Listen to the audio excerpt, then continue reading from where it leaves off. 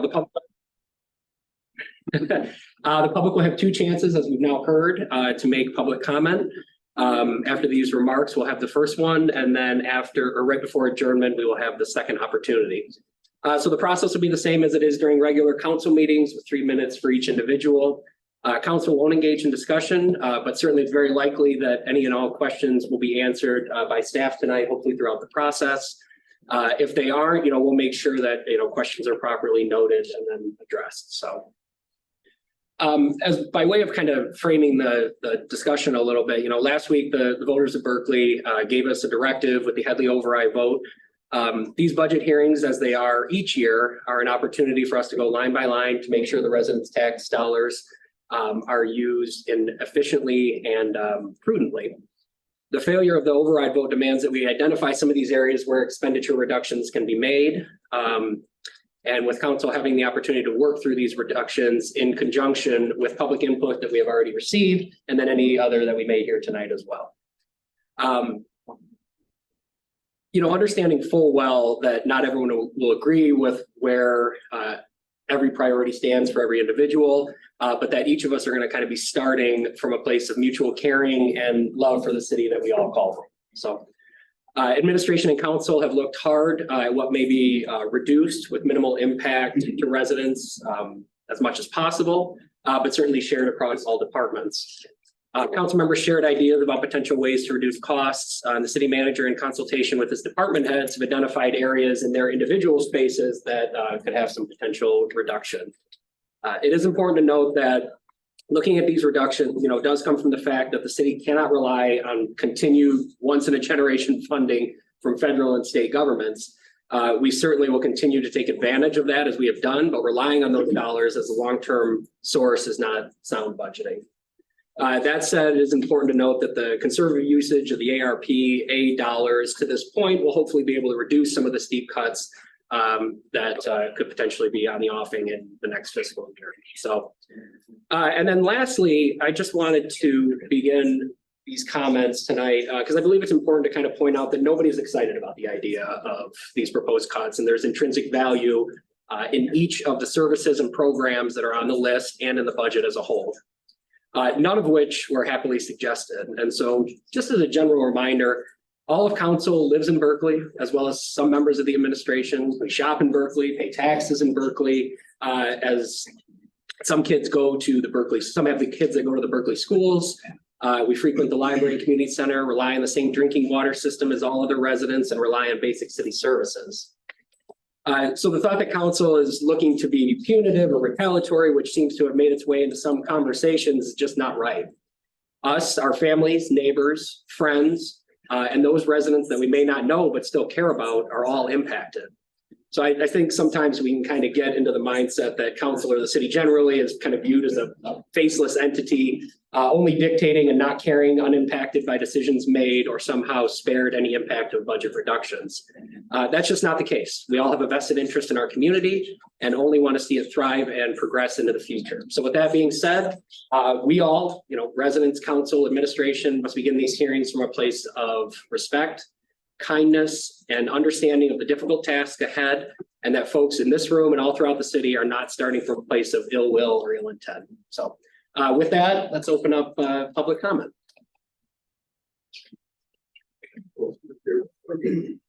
Where's the hired help? We're the hired help, yeah, with the downtown and library dude. So please. Oh, okay. Well, that's kind of even more disappointing. I thought that there was at least 3 people here. One council member told me that in his 5 years, he didn't recall anyone showing up at one of these hearings. So I don't know whether I need to stand or sit at the table or what. Sure, come on up and say your. I'm Greg DeRoss. Some of you know me. I live over on Bacon Avenue. I'm a relatively new resident, some of what you said is true. Some of the things that I saw bothered me. I came at this from the perspective of asking questions, and that's summarized by how are you going to spend $2.5 billion a year or $12.5 million roughly over 5 years. I got some answers, but I didn't get a lot of answers, and that influenced me. It influenced a lot of other people, and as someone said in a lot of the discussion on the weekly forum, I don't write blank checks. And the information I got days before, literally days before, and since the vote, helped me understand things that I should have understood before I voted. You know, I've now come to understand that one of the reasons you didn't, I think one of the reasons that you didn't go into detail or provide answers to some of my questions is that much of this money is going to go to fill the gap in federal funding that, while it may not be hitting this year, it's definitely going to hit big time in fiscal year 24-25. I didn't know that until I was ready to walk to the polls. And I spent time looking at the budget. I spent time, once I saw the budget, I went from like, I'm undecided. And I said early on, I was undecided because I didn't have the information to make an informed decision. And seeing the budget changed that. Councilmember Hennon said, I've been consistent throughout the process in saying we need more money. That's not entirely true because initially I was undecided. I mention that because I think that's a major crux to the situation that is before all of you and ultimately me, because I'm affected by it. That's what's happened here. And it's a lack of information for a lot of people. And so, you know, comments that I saw on Berkley Residents Forum today that I want to share with you. Just talk about cuts in leaf pickup, branch chipper service, and things like that. Okay.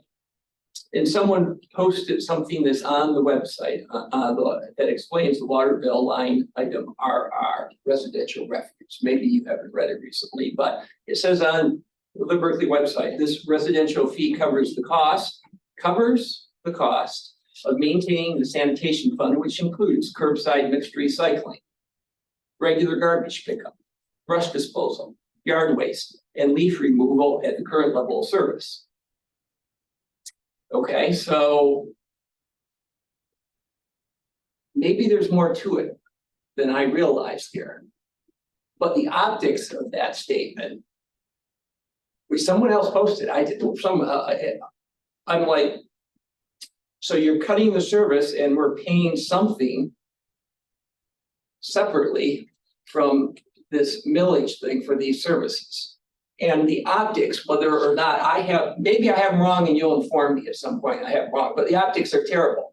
If indeed we're paying for the service and you're going to cut the service and likely not cut this fee, that's more than optics looking terrible. And I wanted to share that with you. Someone else said that, someone said several times that it was difficult to provide details. I never asked for details. Some people did. There were a couple that did, but I don't consider 2.5 million a detail. I don't consider $545,000 in cuts a detail. But someone commented today that council and staff were able to quickly assemble a very specific detailed list of $545,000 in cuts. Optics. I asked whether the budget provides raises for employees to offset the impact of inflation. It's not a small answer. It's not a small item. I didn't get an answer. We're a small city.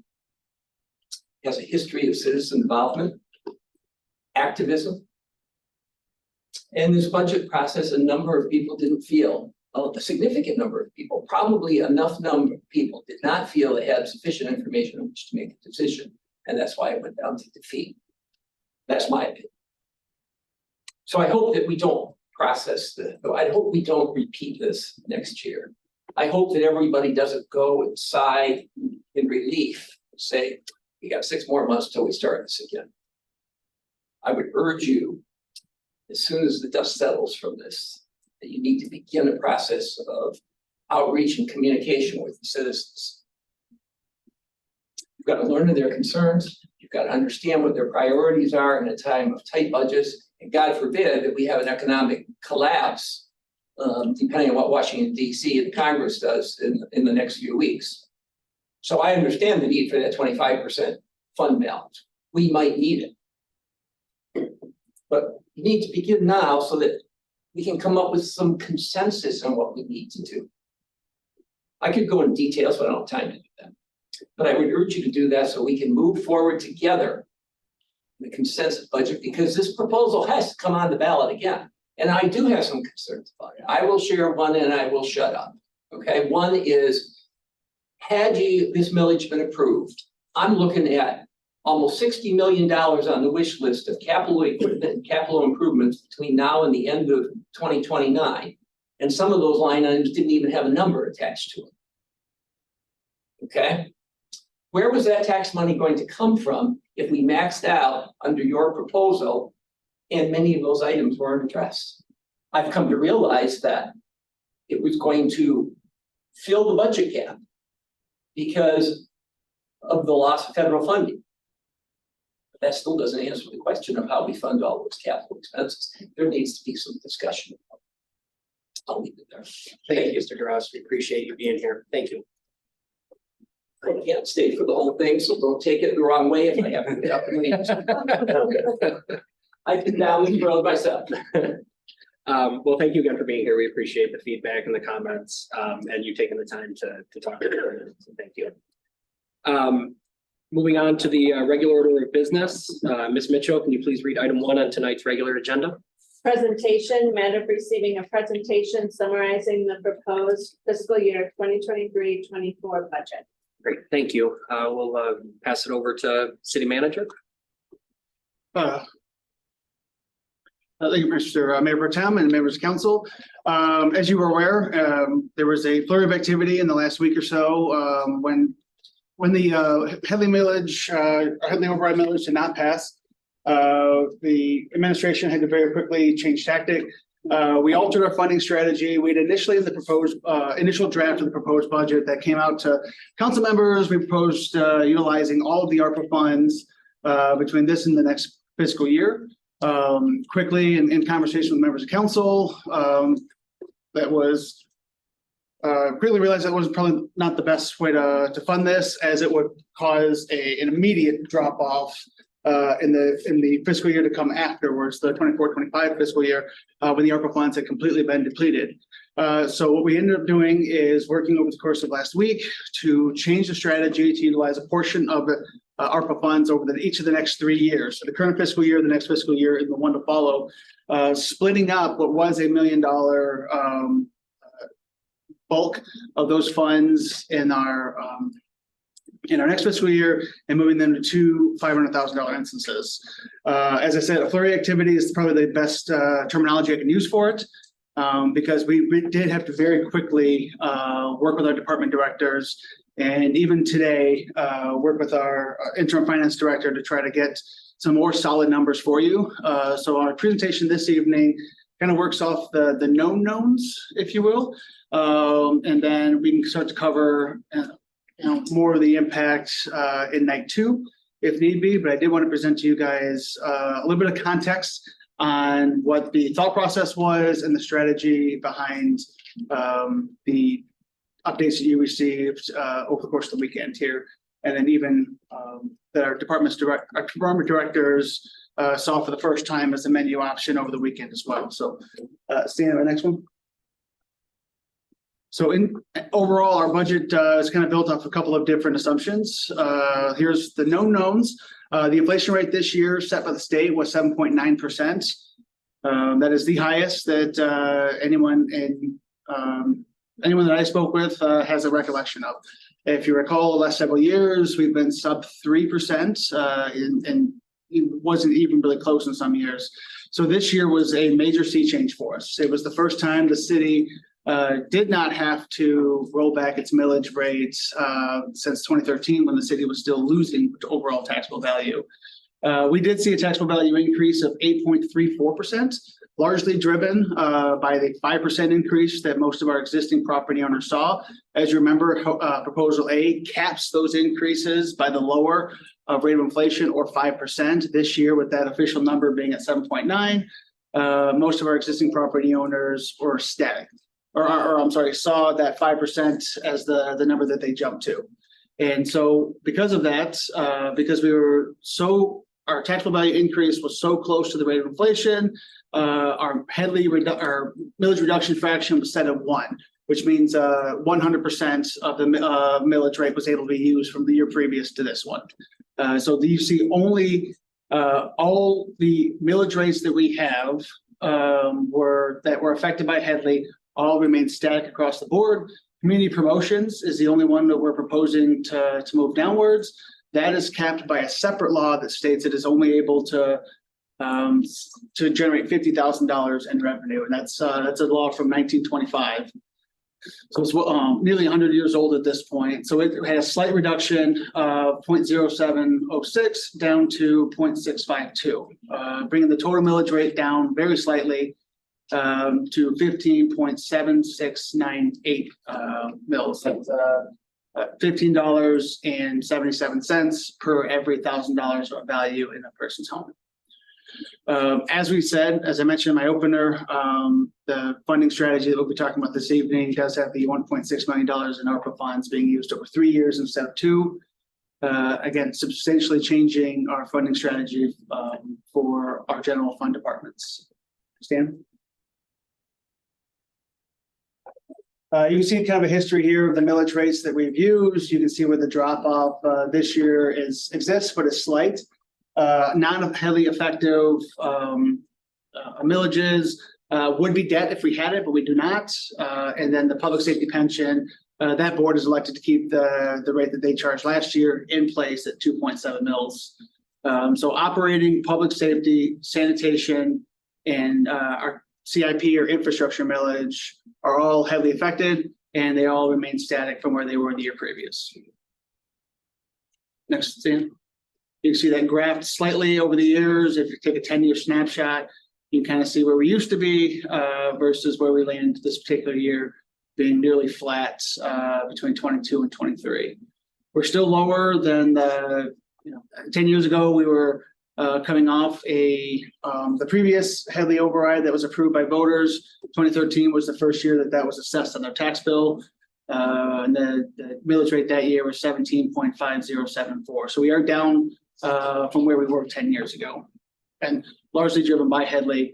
So you can see the years where our millage rate dropped substantially.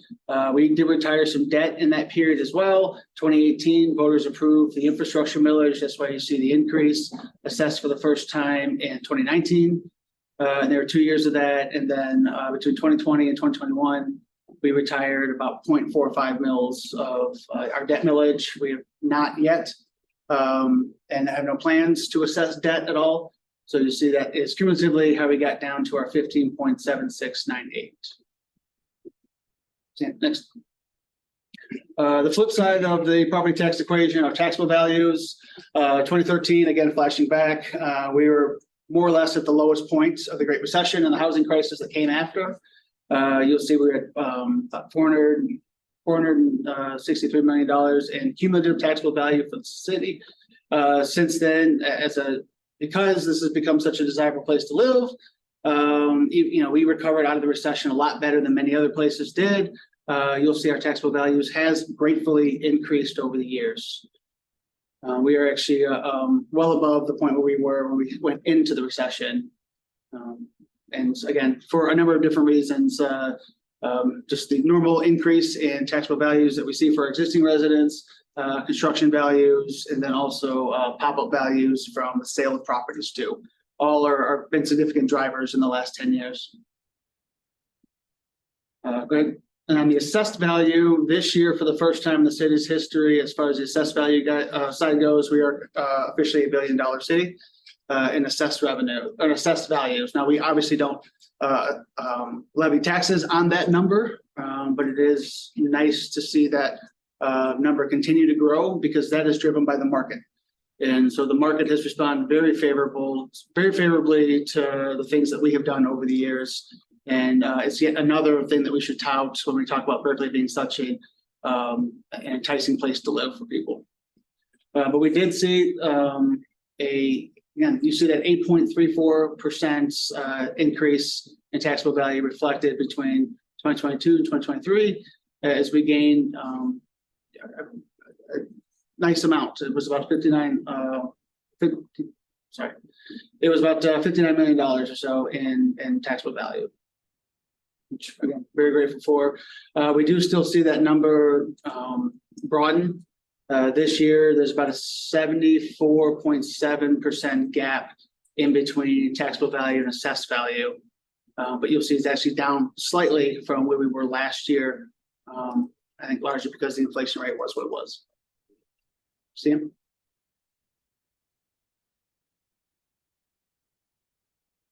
You see that graph there. In 2012, we were at the nearest point. It was just north of about 98%. But if you consider what it took to get to that point, those were not favorable years. That was because both values, both assessed and taxable values, were dropping so quickly in the midst of the housing crisis. Being 92% residential, Berkley was one of those communities that was heavily affected by those rates, by that crisis. Okay.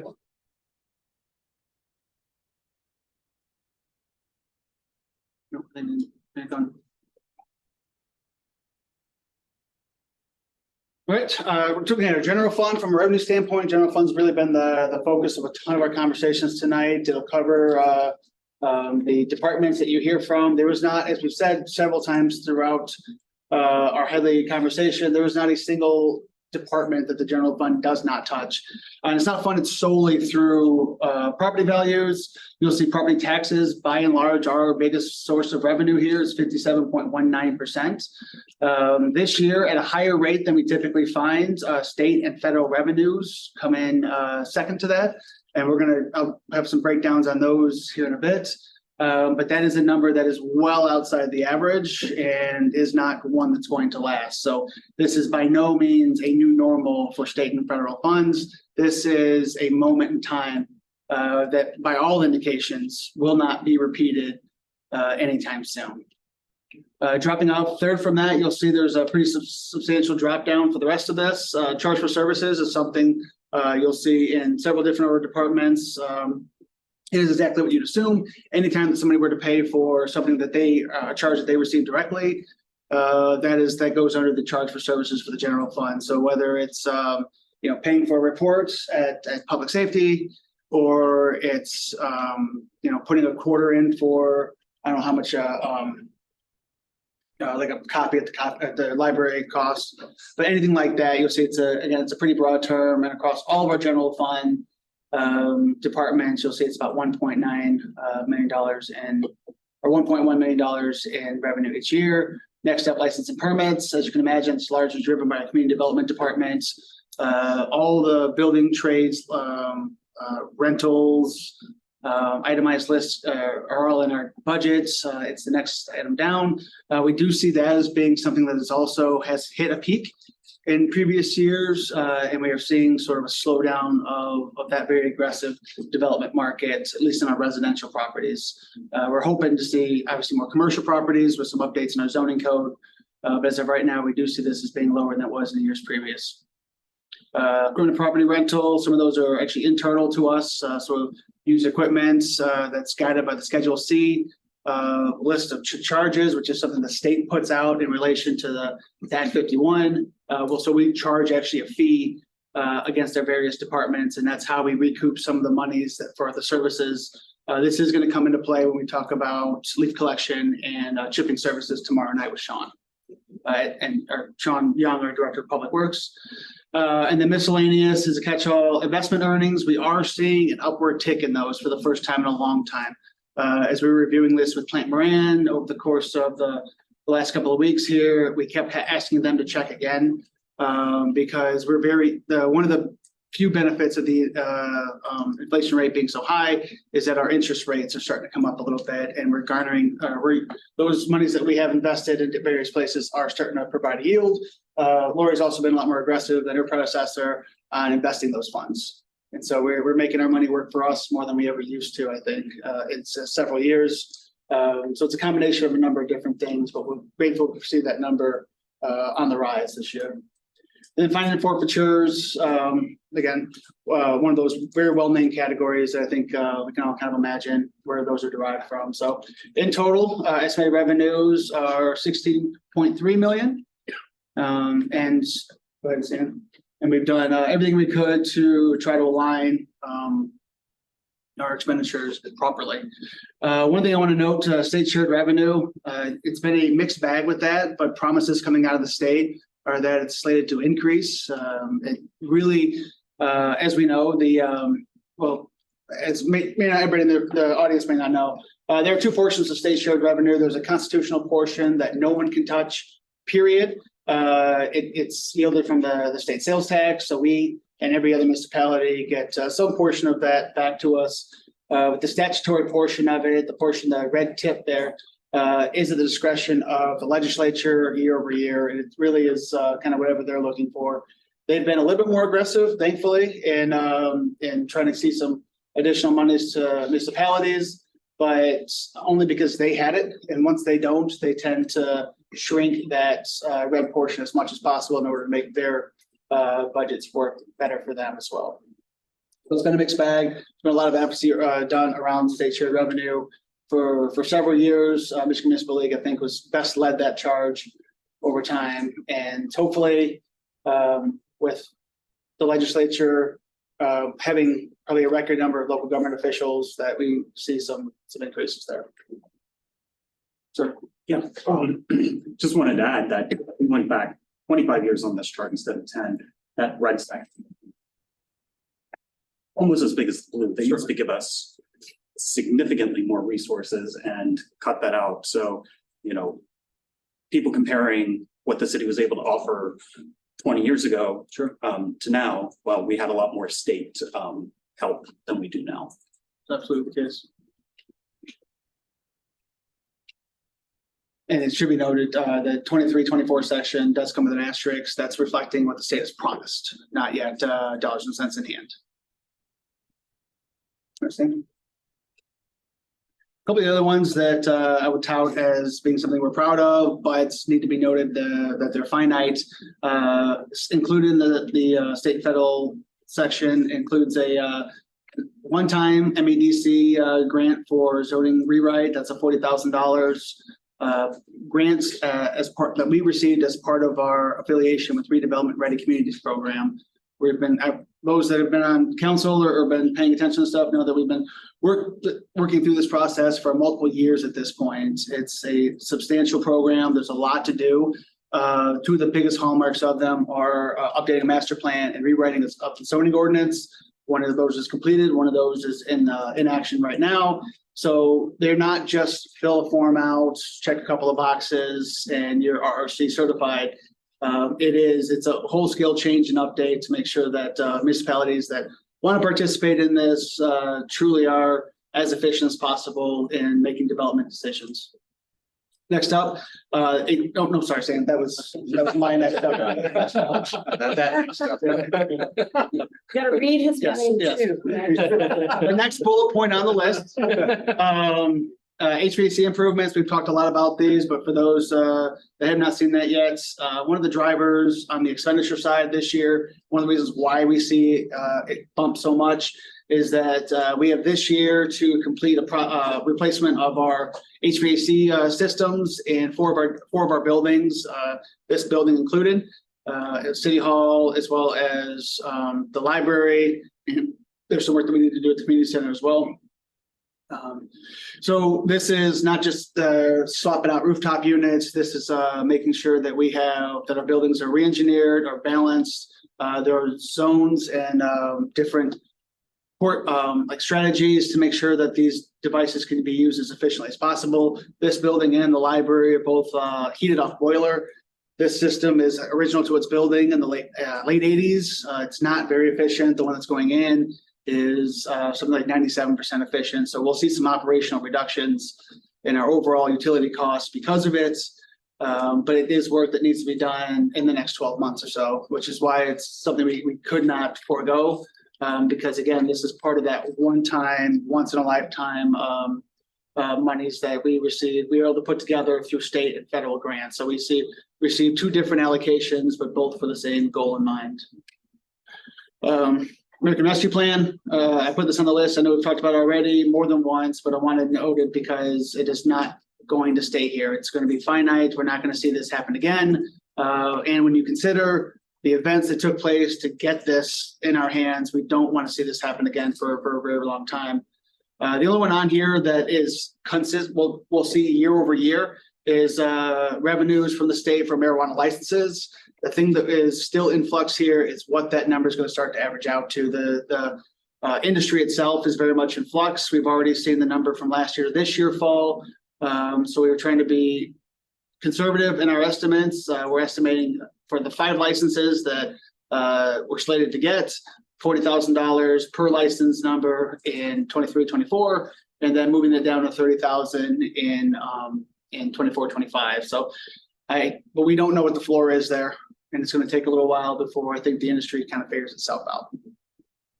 But those are some of the reasons why we see 4.4 in the state and federal sources instead of anything more. Thank you. This has been really helpful to kind of break it all down. Curious on the marijuana licenses. So we have allocated 5. Is this contingent upon them actually like opening business? Yes. Or so if all 5 were not to open up, then this number would obviously go down considerably. Correct. Yes, sir. Okay. And so far, how many do we have active? I think maybe 1. We have one that's actually opened its Yeah. doors so far. And So 2 we're other getting ones that are- we're getting a 1/5 of this. Yes. Yeah. yes. Okay. Well, we haven't gotten anything yet because we missed the Correct. deadline previously. Yeah, Yes. right. So we can anticipate up to 1/5 of this in the foreseeable future pending additional openings. Right. That may or may not happen. Right. As to your comment about the consolidation of the market and all that kind of stuff. Thank you. And there's also the risk with the crowded market that some are going to close in Berkeley. Indeed. Indeed, if they even open. Thank you. All right. Next up, that was. Yeah, now we need a better signal.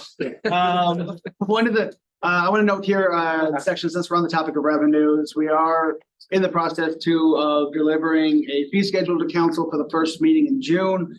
That is going to include a couple of things that we have not previously done, but I think are the opportunity is such that we need to either bring something back or begin to be a little bit more aggressive in the cost recovery here. So the portions highlighted at the top are things that you saw in the initial draft of the budget. Again, with the ARPA funds changing, but new to this, we're talking about reestablishing bagged fees for bagged yard waste.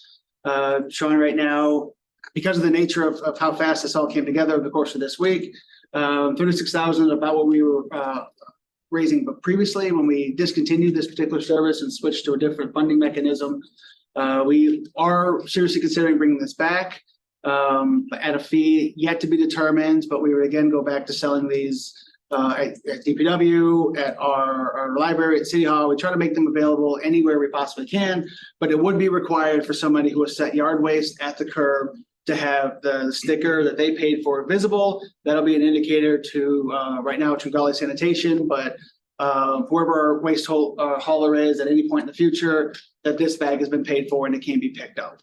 And so we would help partially offset the funding for that. That largely would go into our sanitation fund, which again has general fund contributions specifically for capital improvements over the time. This would help us build that fund back up faster. I think I noted in my budget menu or a memo that we're still a little bit concerned about the overall level of funding sitting in the solid waste fund balance because we had to restrict some of our general fund contributions in the last several years. Yeah, and I think this addresses one of Mr. Dross's comments that for a long time, the solid waste fund has not been self-sufficient. It has been from an operations standpoint, but all of the equipment for it has been supplemented from the general fund as our general revenue funds aren't keeping up. We need to be raising more money on the refuse size to cover its own expenses. Yeah, and I agree with Mr. DeRoss. The phrasing there where it says that it covers the service, I think could more reasonably be converted to something to say like contributes to the cost of that service, because we do not, it is offset by general fund dollars. So your tax dollars actually is what largely covers that service. The fee that we assess through the water bills is better phrased as contributes to. Next up, establish a fee schedule for EV charging.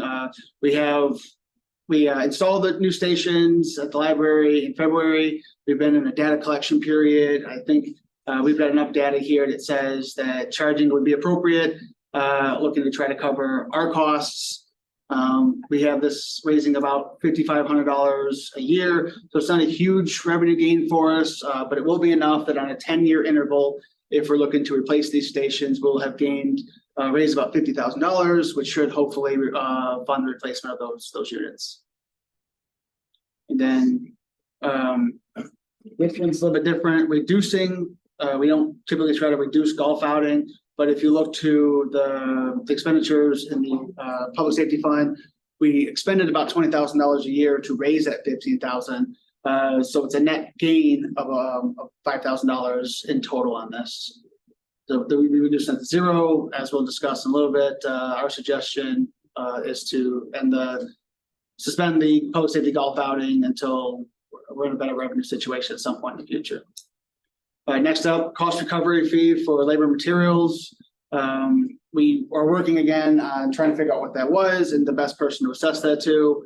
I think we'll be closer to about $5,000 annually in cost recovery. That frankly pales in comparison to what we actually expend in preparation and staff time. But some of these programs like the Chamber of Commerce events, the Cruise Fest events, they are largely city events already too. So we need striking the proper balance of what we ask of them, what fees we specifically want to recover, and how to be a partner, but a more equitable partner, or at least gain more equitable partners in this. Is something we're working on now and want to get to you guys for the fee schedule update in June. Next up, charging for the use of athletic fees. We worked with our recreation departments to try to figure out what an appropriate cost capture based on the usership of the school district are.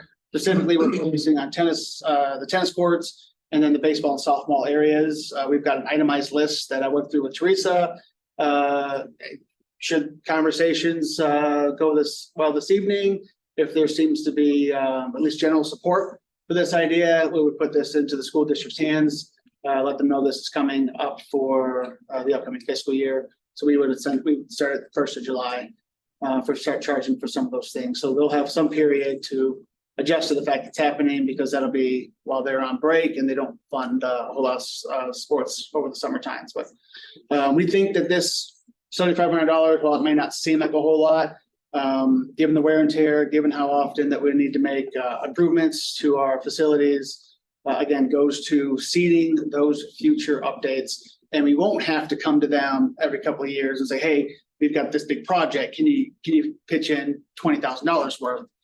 Or else it doesn't happen. The funds are already there, and we can just be as responsive as we need to the needs of the school and the athletic programs that we support through them. Last item, use community center. Right now, we offer the community center up free pretty often. And a lot of our community groups work in there. We make strides, or we do everything we can to make sure that room is open for them. They use it at no cost, but we are incurring costs because we have either people there, or there's wear and tear in the room, or there's things that need to be replaced, things are broken. So by updating a fee schedule and still offering it at a discounted rate, a partially discounted rates for our community groups, we believe we can raise about $3,000 more a year, again, that we can put into the building and the facility, and to cover the cost of the part-time labor that keeps the building open.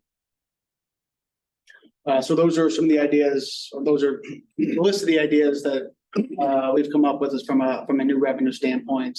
This will be an even larger challenge for us next year, as all of our staff looks for ways to offset expenditures as much as possible and try to come closer to fully funding the programs that we offer our residents.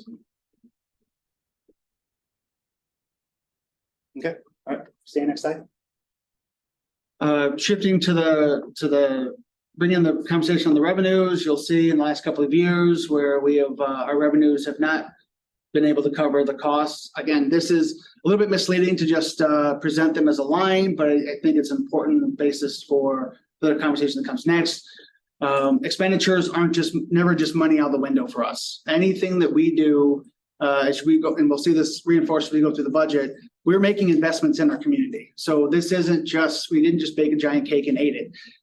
When we talk about expenditures, when we talk about the things that we do, they are for the benefit of the community. So you'll hear me use the term investments quite a bit because that's truly what they are. They're making programs better. They're compensating the staff who make those programs successful. They're buying the equipment that either keeps us safe or allows the programs to start from the future or start at all.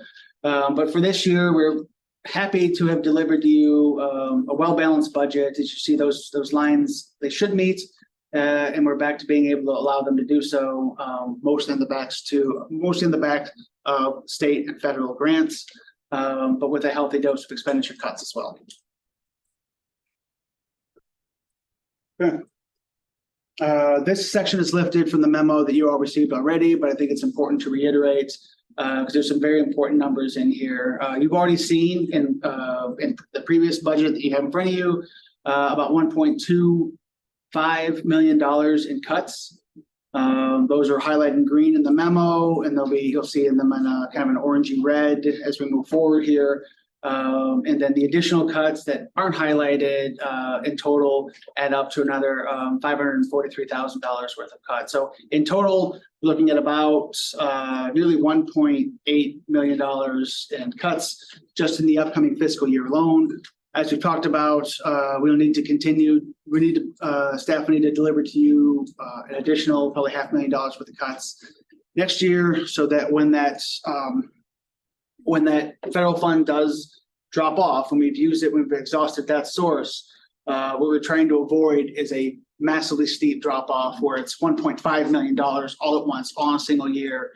Not want to do that to our residents. We are trying to wean down and then get through this year, assess what makes sense, assess what's still something that meets our vision and our goals for the city, and then again make another round of appropriate cuts there as well. Are trying to make sure that we still keep as many things in this city that make this city special. I've worked all day on trying to figure out a better way to put that. But Berkley is a unique place that people love living in. We don't want to gut that. So we are trying to be as tactical as we possibly can with a mix of service programs, reductions, and then where we can, we're deferring or cutting capital. Those that have been on council for a while, Steve, you're a veteran of this conversation, knows that deferring capital always catches up to you. Mm-hmm. It costs you more later to do. We learned that coming out of the 2013 housing crisis and everything. It took us probably as many years to catch up as all the years that we were cutting for, plus needing to do all the things that were ending their useful life year to year as well, which is why you'll see such a shift towards services and programs here, because we're not on a sustainable path. We cannot cut or defer our way out of, from a capital standpoint, out of the situation we find ourselves in. This, we are in this needs to be programs and services. We need to look at things that have year over year over year spending reductions. Recouping some of the stuff that you saw in the memos. So in total, as you'll see, kind of breaking this into where our $1.7 million came from. City Hall, as it is in our budget here, in our capital improvements plan and our CERP. City Hall is a catch-all for a lot of citywide programs. There's an itemized slide coming up here, but it leads the charge because there's a couple larger capital projects in there. It's about 44%. Public Works, as you can imagine, given the size of the budget and the different areas that they touch. And this is specifically from a general fund only. Or no, this is not a general fund only. So this is across their solid waste fund as well. So you see about 513. Public safety is about 257,000. Recreation is 110. That's in this budget year.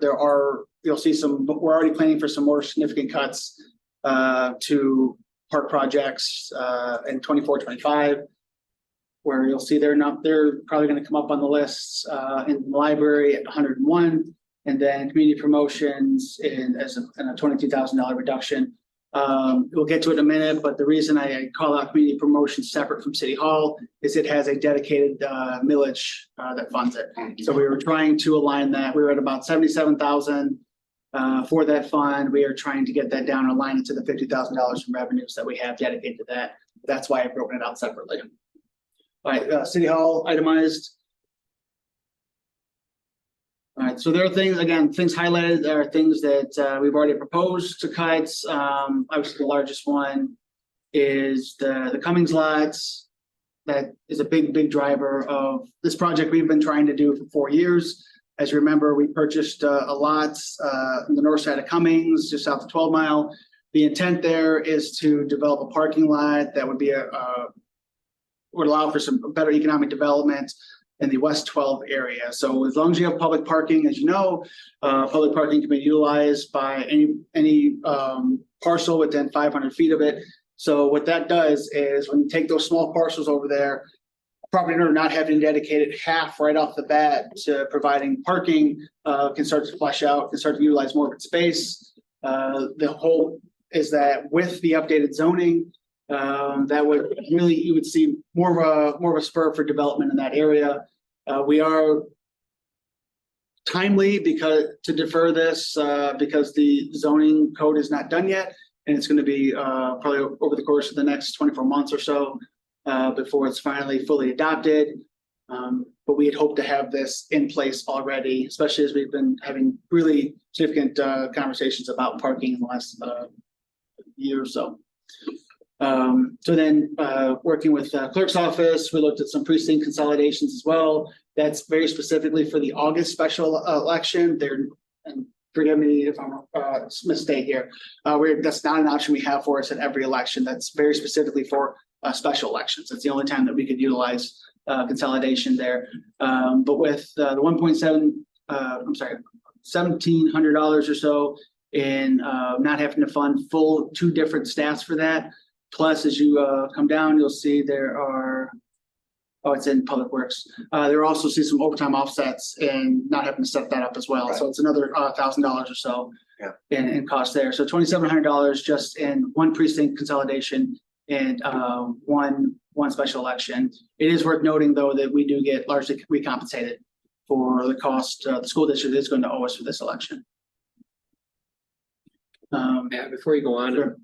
Victoria, sorry not to put you on the spot, but can you talk a little bit about why that this is only applicable to the August special election? So for folks that might be interested as why that's the case. Sure. So due to state law, you can only consolidate precincts for special elections. So that could be election in May or August. You can, and I should say, as long as that's not, you can't for state or federal elections. So that just goes against election law. So really, it's an option for if the city held a special election. This school, we do fully invoice for if they hold a special election. Okay, thank you. I just thought that was important for folks to understand why that is the case. And you can never consolidate in a general election either.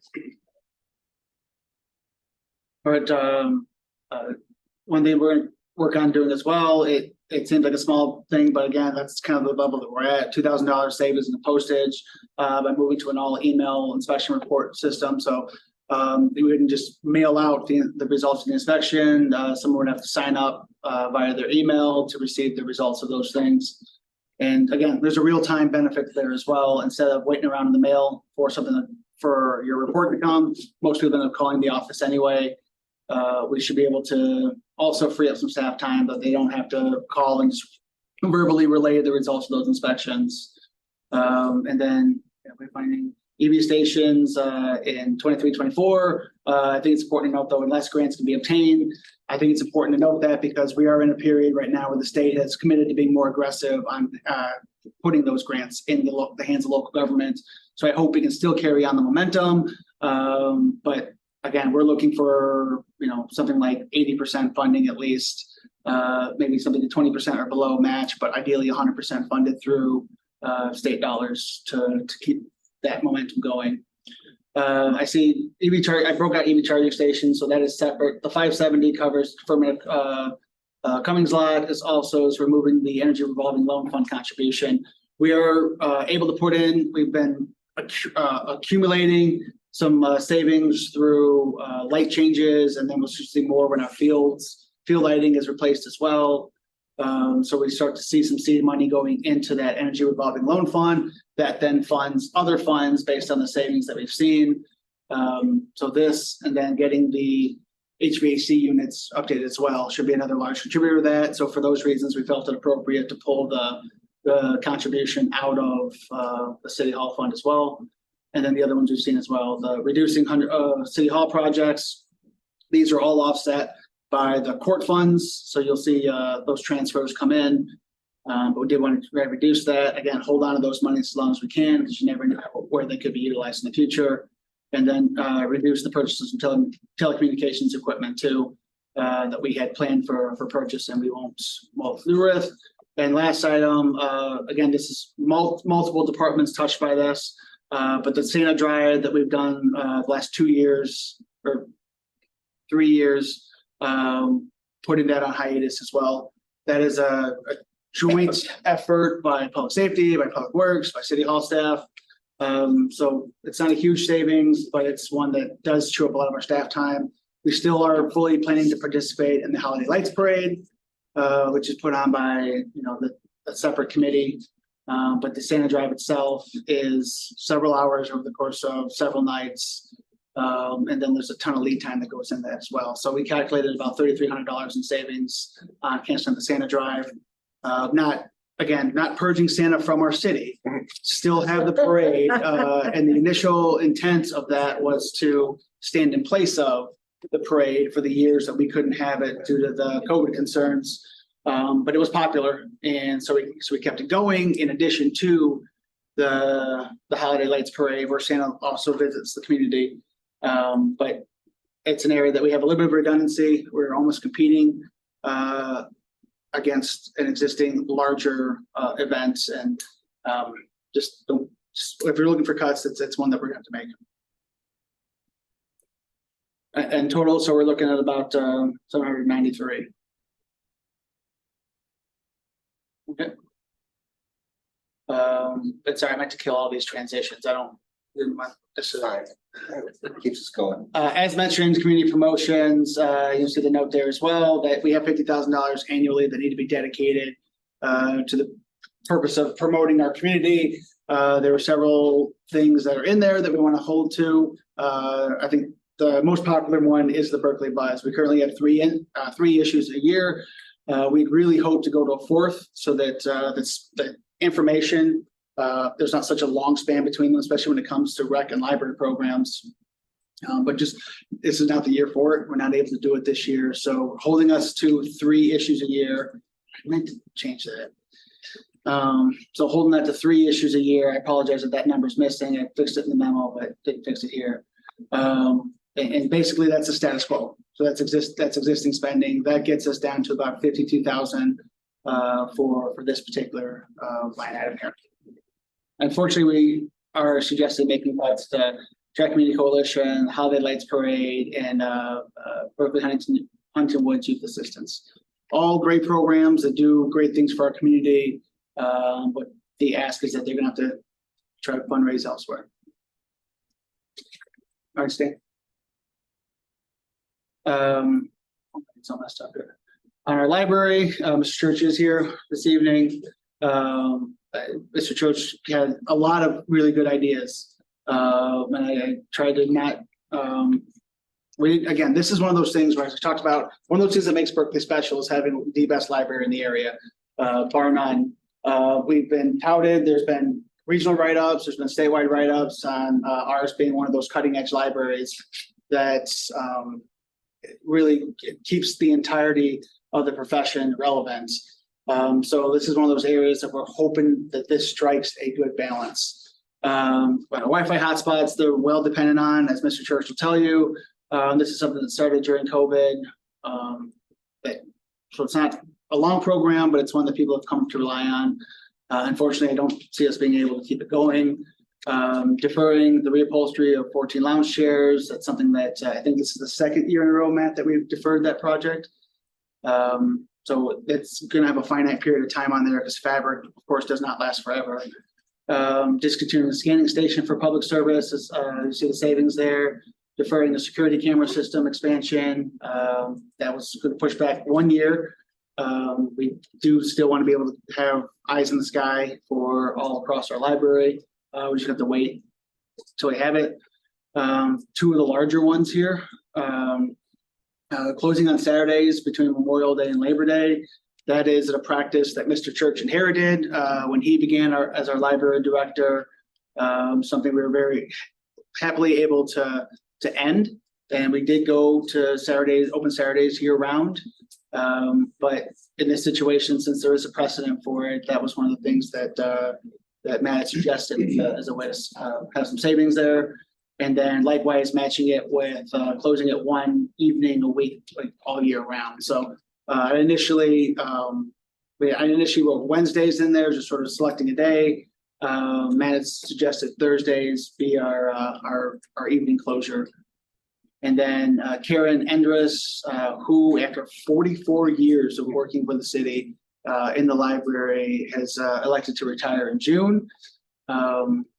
And so what we would suggest is we were going to take that allocation for a third full-time position, not replacing Ms. Endress's position, but using that sort of space in that third position in a different way, suggesting freezing the hiring of that position and into sometime in the future.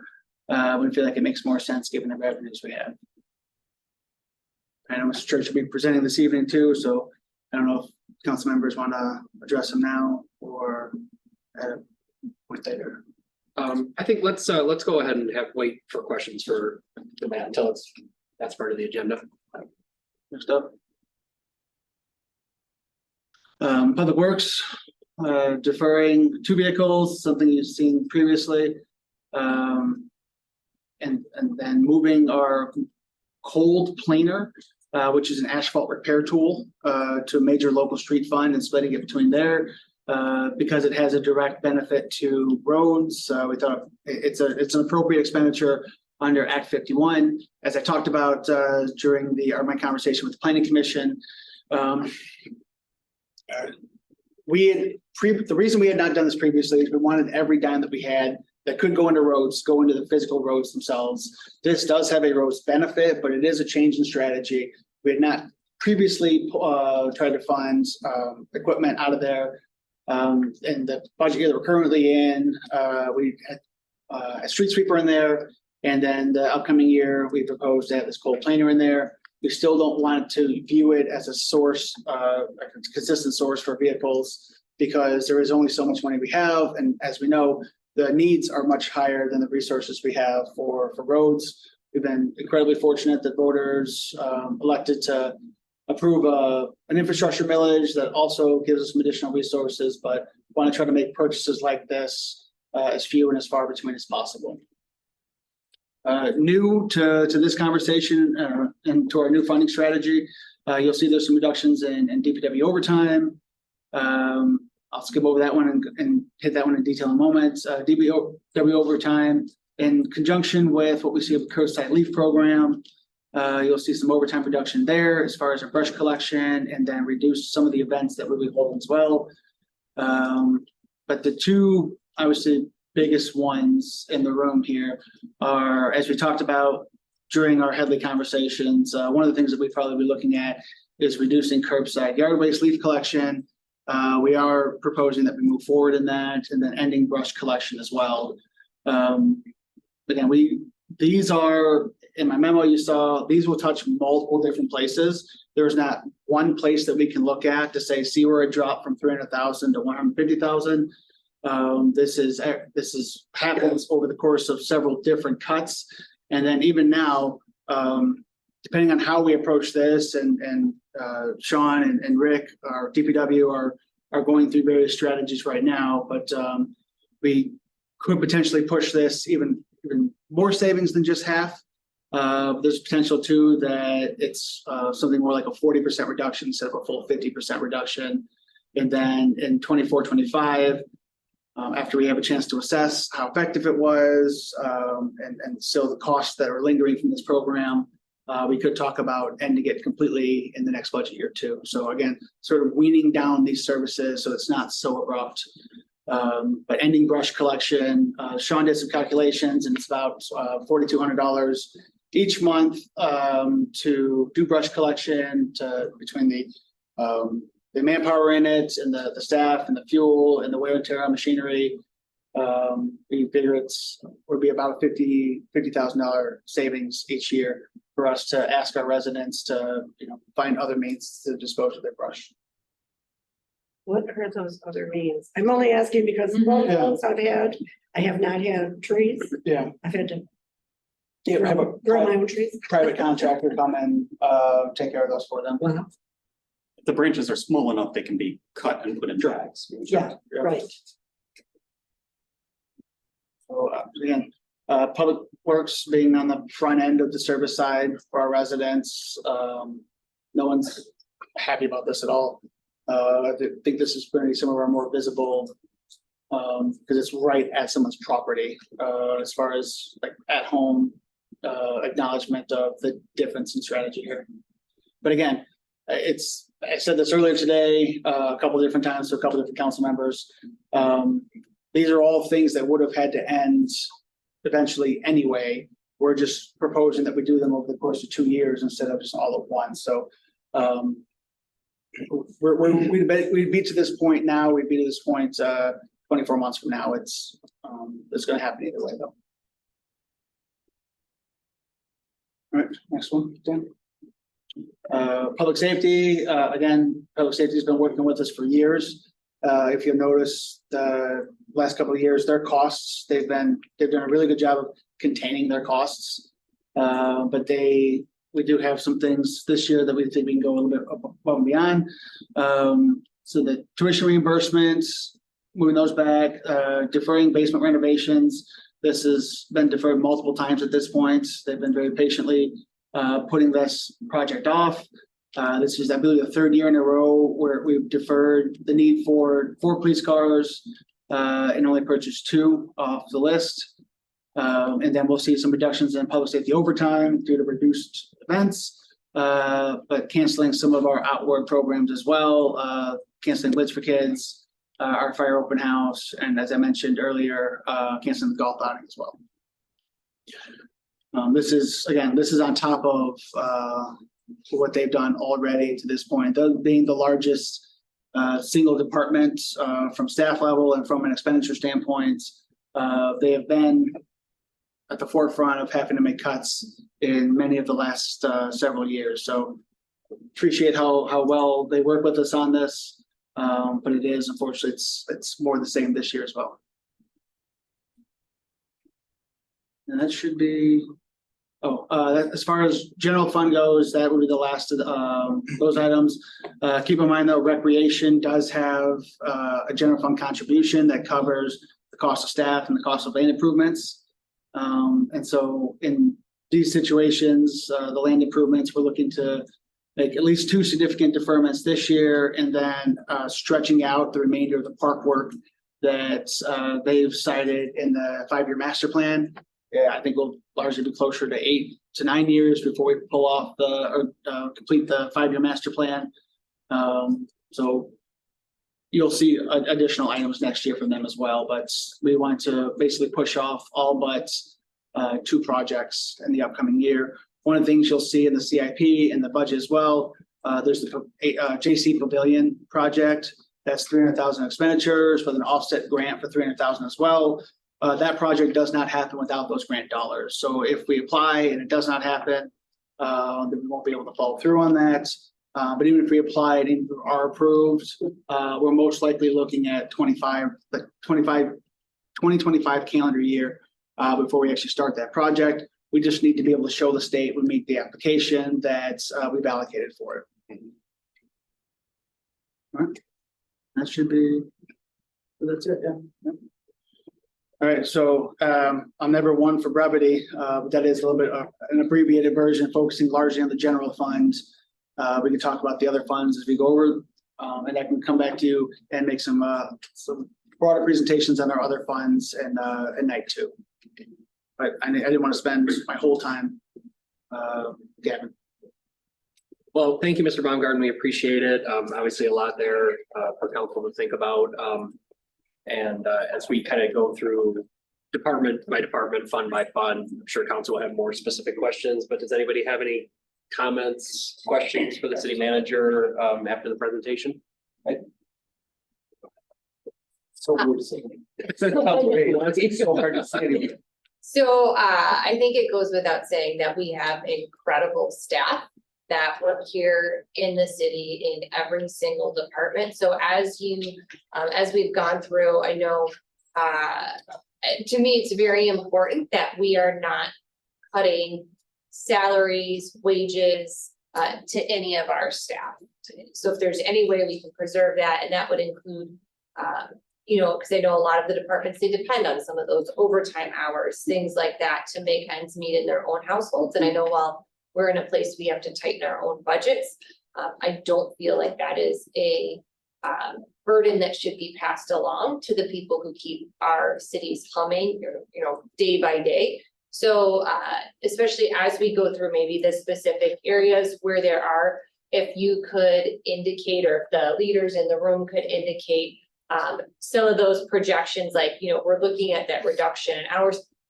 Some places there's been people that have retired, other people may be able to pick up hours, but if we could just get a feeling for what kind of impact on the individuals, I think that would be important for us to hear too. Thank you.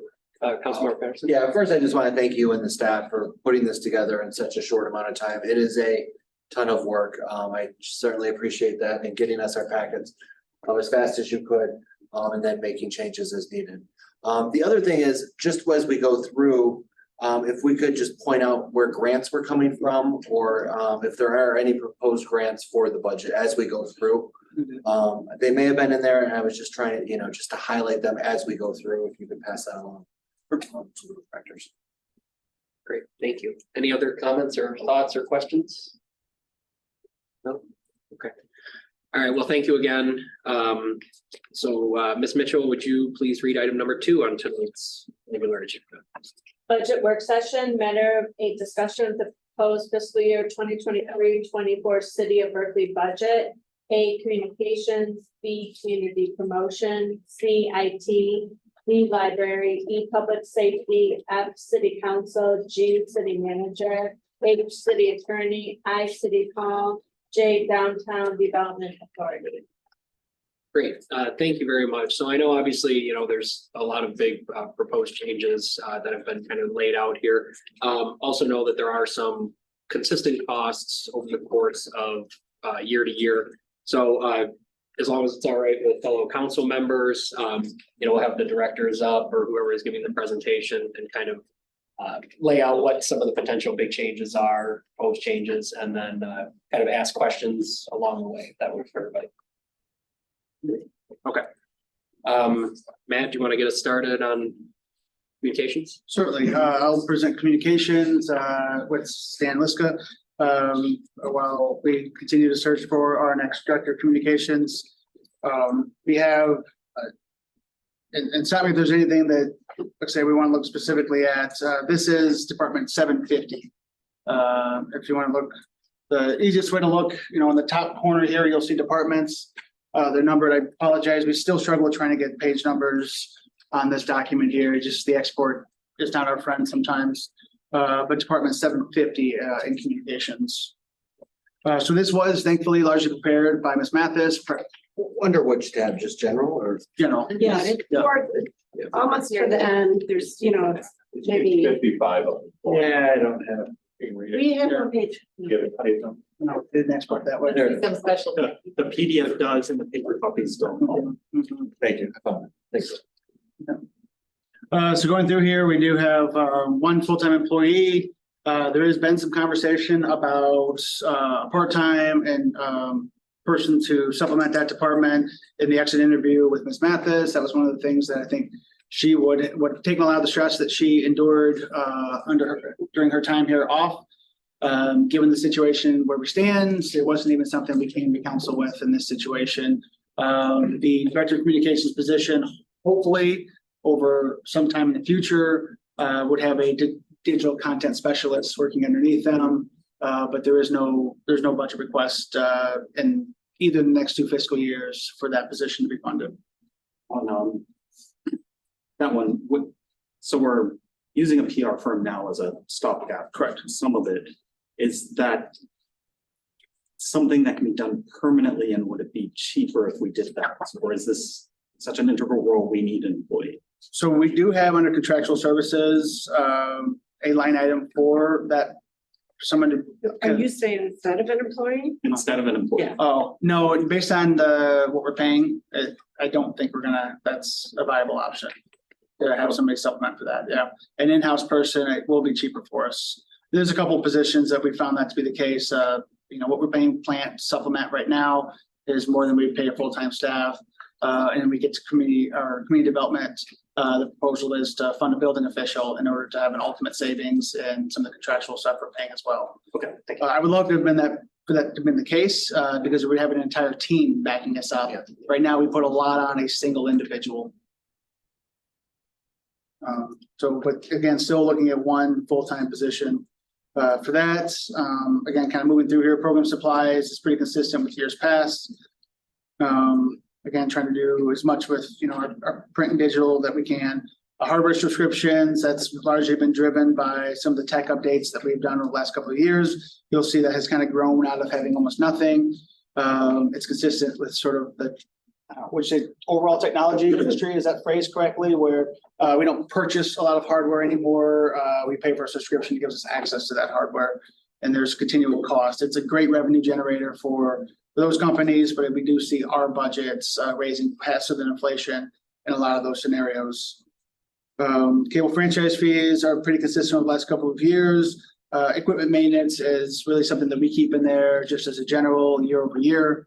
Professional development, again, this is largely driven by Tori's needs, but I think they're generalized enough that I'm not suggesting any changes right now. As a new director of communications comes in, they may view it differently, but these are some of the things that I know Tori gained a lot of professional development benefit from year over year. Contractual services, memberships. Again, driven largely by Tori's needs. We will adjust as needed, depending on the hire that we make. We're not to the point where we've got a preferred candidate yet, though. Website maintenance, this will be for the new website that we are planning to implement in the coming weeks or coming months, probably a better way of putting it. And then the hosting fees for those year over year. You'll see the $30,000 in the projected for the current fiscal year that we're in. We have seen some drafts, some mock-ups. Right now we're in the content migration period now. So we are getting close to this, and it should happen fully be implemented by the end of this fiscal year. Cable productions, we do anticipate landing pretty close to our historical norms there. We would, generally speaking, I would like to see us do more videos. But thankfully Tori was able to generate most of that in-house so far with filming and editing. Hopefully the next person coming in will have that same talent pool. But we will try to restrict our use of CMN TV to the broadcast and things like that as much as possible. Contractual services, Councilmember Hennon, this is one of the areas where you would find PR firm support for the position. So they're not asked to do as much content generation. How much we use them will largely depend on the talents of the next person in the position. So we don't have anything signed specifically for the fee of $15,000. This is anticipated uses as needed over the course of the fiscal year. I think on two other items in that section, we had discussed these. Sprout Social, when I went to their pricing page, the 11,000 is significantly more than I think we would need to be paying for their use, but as we would let the new director make that decision if it's the tool they can. And then clear glove, yeah, I'm not, don't think we're getting $11,000 value out of that system. I tend to agree with Councilmember Hennon on this. It was something that we thought would garner more traction. The interface is great. I think it largely it's a better presentation than just the graphs and the PDFs that we have. But the site traffic, the site visits just aren't there. And I've heard as many people ask about what it doesn't say in the summaries and the tables as I have as said that they found it to be really useful to us. So it's kind of a crossover effect. It was something our previous fiscal finance director was really happy with, really excited about. But again, as Councilmember Hennon say, I don't think I don't think the site traffic is there to support it. Is that something we want to remove now or wait? Like the contract dates or something, we want to get ahead of them so we don't get locked into another year. Cancel the contract. I make that note, yeah. Good, John, what are your thoughts on that? That's the I budget. support.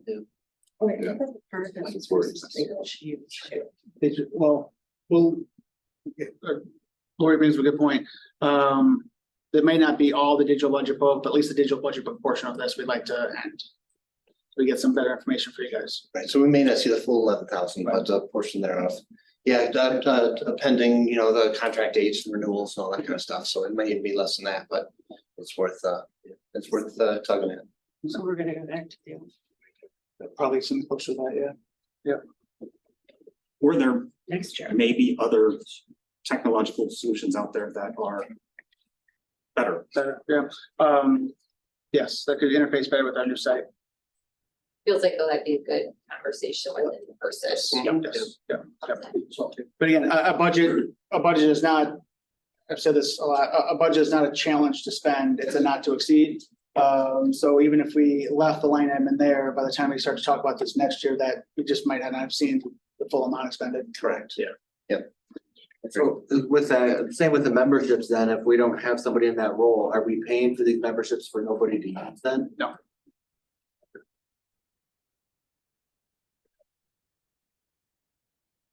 Okay, thanks, Matt. Go ahead, whenever you're ready. And then moving down to telephone, that's pretty static over year. And then telecommunications equipment, we saw there's some reductions that we've made already in this. But there's some things like updating the audio on the council chambers, Teleview, we have to pay those year over year.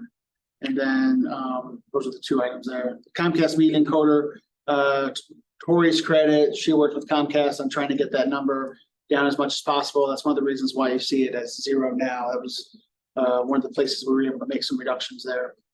Any other items I'm missing, Stan? Thanks. Okay.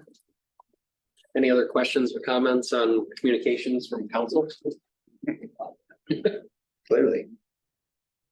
Okay. So then on to community promotion. Promotion, sure. And so that's 284.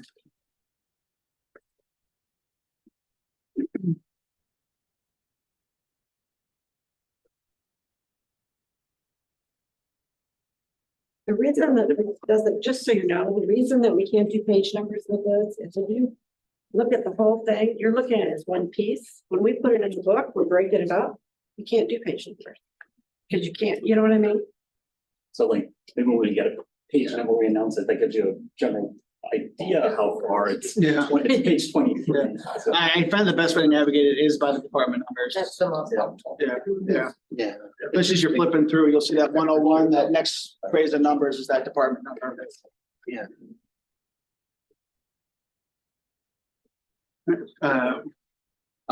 Everybody there? Everybody good? Yep. Okay. All right, yeah, go ahead, man. All right, moving through this, community events, you see the things that we use this to fund, State of the Cities, SACMA, South Oakland County Mayor's Association, and then boards and commissions, volunteer recognition events. As you should have all got notes on there, we're finally able to launch that. We've been trying to work on it for a couple of years. I want to give Charlene Stevenson, my new assistant, credit. I said, please make this happen, and she did.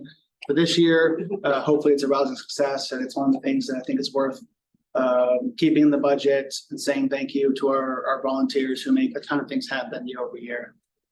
It's a $500 expenditure. Next down, Berkley Buzz, again, proposing a reduction in that by $7,000 to keep it down closer to what has been our historical norm, that $30,000 that we expended this year. We see that as being the number that's most appropriate instead of jumping up to almost 37,000. And then memberships, again, these are community memberships. These are not specific to one person here. So the Chamber, Clinton River Watershed, Michigan Mayor's Association, MML, National League of Cities, ProTech. For those that aren't familiar, ProTech, they are a legal fund that fights invasions and telecommunications and other companies into the right of ways or rights of ways owned by municipalities. So they help kind of push back on the state's sometimes encroachments on areas that are publicly owned. Southeast Michigan Beautification Council, they work with our beautification committee as well.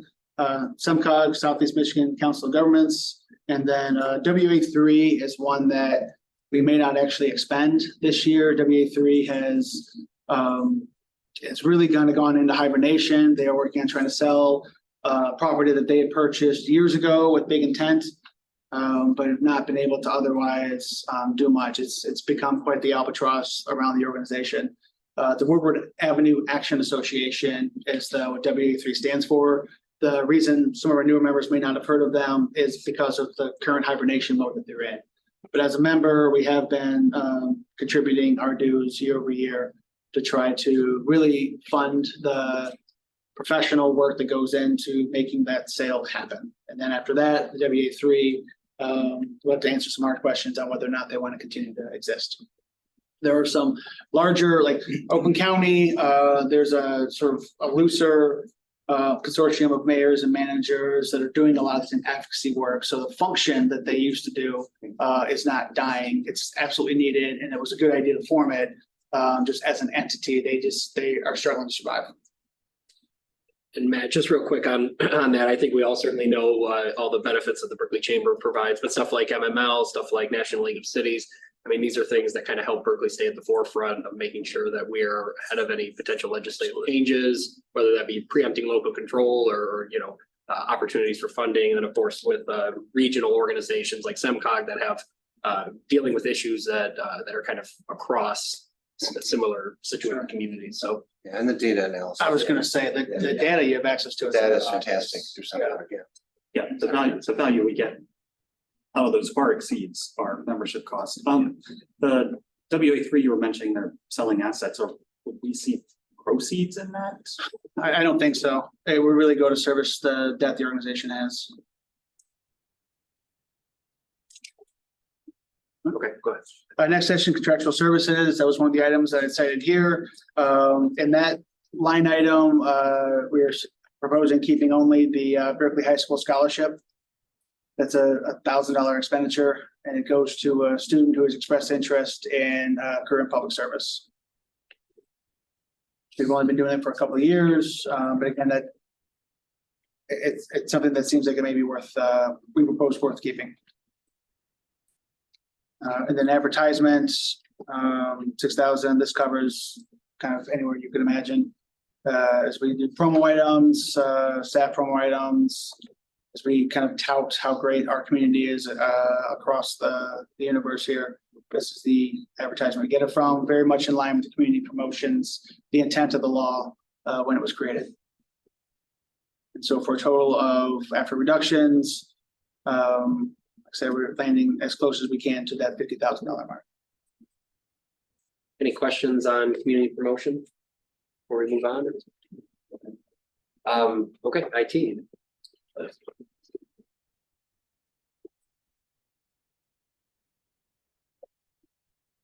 $755. Go to the back. Yeah. We've got your number. Rank it, sure. Yeah, no worries, dude. My budget is, there's gonna be some changes from last year. The big thing I'm proposing is to hire my part-timer Harrison to full-time. I know Councilman Hennon has asked if I was proposing that. And I sent him kind of a detailed list, but essentially, when I was hired in about 9 years ago, I was taking care of about maybe 75 PCs. And now we're up to about 180 as far as across the entire city. Part of it is we have incurred as far as public safety. We take care of all the in-car computers now. The county used to do that. So if there was an issue, they just drive up to the county and fix it. They moved to a model of having a standardized configuration. The local agency buys them. We're required to put them in.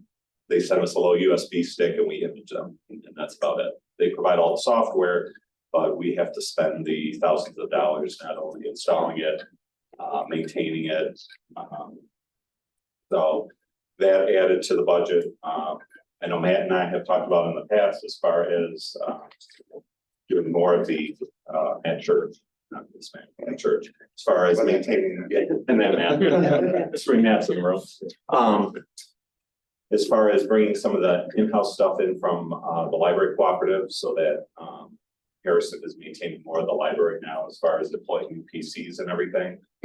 And thirdly is Parks and Rec. They've gone from more of a paper and pen process to most of the camp counselors and camp directors now have tablets and laptops in addition to phones. 180 PCs obviously don't include a lot of phones and iPads and everything, so throw on probably another, I think 30 phones and things like that. There's a lot to maintain and keep up on. So as far as updates and everything, so. Next section is software maintenance. That is, everything is pretty much standard as far as just our yearly maintenance to keep everything active. One of the larger items that did increase is Google Apps. So subscription fees have gone up on that. I did reach out to Google. They do have now, they've reconfigured their model as far as we do have a dedicated rep now. I did meet him at my last IT conference. We will be talking to him as far as see if we can find some cost savings and get that down. The big issue that we're having is email retention.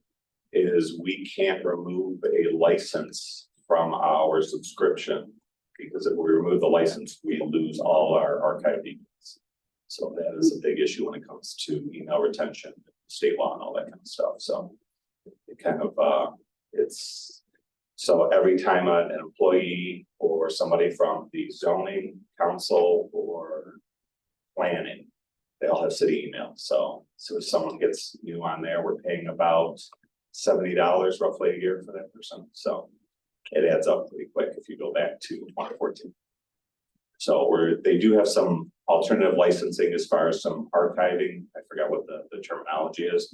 So I'll be meeting with them. I just got in touch with them before the budget book, and we'll be meeting with them to look if we can get some cost savings out of that. So after the budget book, hardware subscriptions, which is the firewall maintenance. Our firewall will be going end of life. So it's the library. So we're switching brands.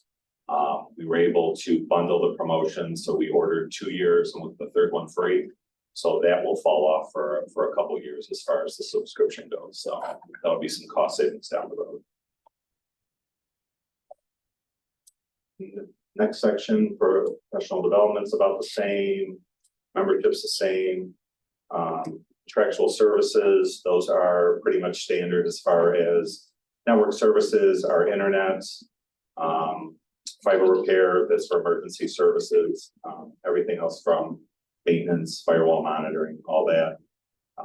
Some of the software like remote wiping, workstation monitoring and everything, that is not a requirement. It's not a mandate. It is part of the CIS controls that the state is highly recommending, but there is no official mandate nor a official audit to say that we need it. It's coming. I know as far as for any type of grants, cybersecurity insurance, that sort of thing. We can obviously cut that for a year or two, but coming down the road, eventually it'll have to come back on. I'm hoping through some cybersecurity grants that the state will be offering, hopefully in the next year or two, we'll be able to offset some of those costs and bring it back on the budget, so if necessary. So best practice anyway, and cheaper insurance than should we get. Yeah. It's worth its weight. And I will tell you honestly, the security portion will probably only increase. I have the law enforcement security officer training at the end of the year. And they're talking some, as far as from the FBI, they're talking some big time two-factor authentication and all that kind of stuff that is, of course, gonna cost extra. And all the security companies know that, so they're all clamoring to get little dongles and everything like that, so some of those security costs will have to go up. And then we will be, I know our lean audit from the FBI and state police, they'll start requiring that and everything. So like I said, everything's inevitable when it comes to the security. Stan, are you finding that there's more opportunities for state funding from years past, or is it something? No, they're just coming through the state through some funding. The big thing is the state has to do some requirements and they'll be administering it. I have a monthly, it's the last Wednesday of every month, a cybersecurity meeting. So they are in the process of the state satisfying their requirements, and then they'll be able to reach down to the locals. Gotcha. Okay. Thank So you. I'll probably know more about that on my fall IT directors conference. Okay. They'll probably do some more explanations on that. Great. Thank you.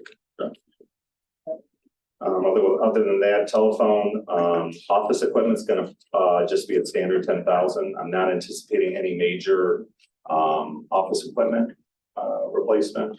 Most of our machines are 5 years or less, so I'm not looking to replace anything. We might have some one-offs as far as some emergency purchases or whatever, but everything else is pretty relatively. Go ahead. Matt, did you have something that you wanted to? I heard you ready.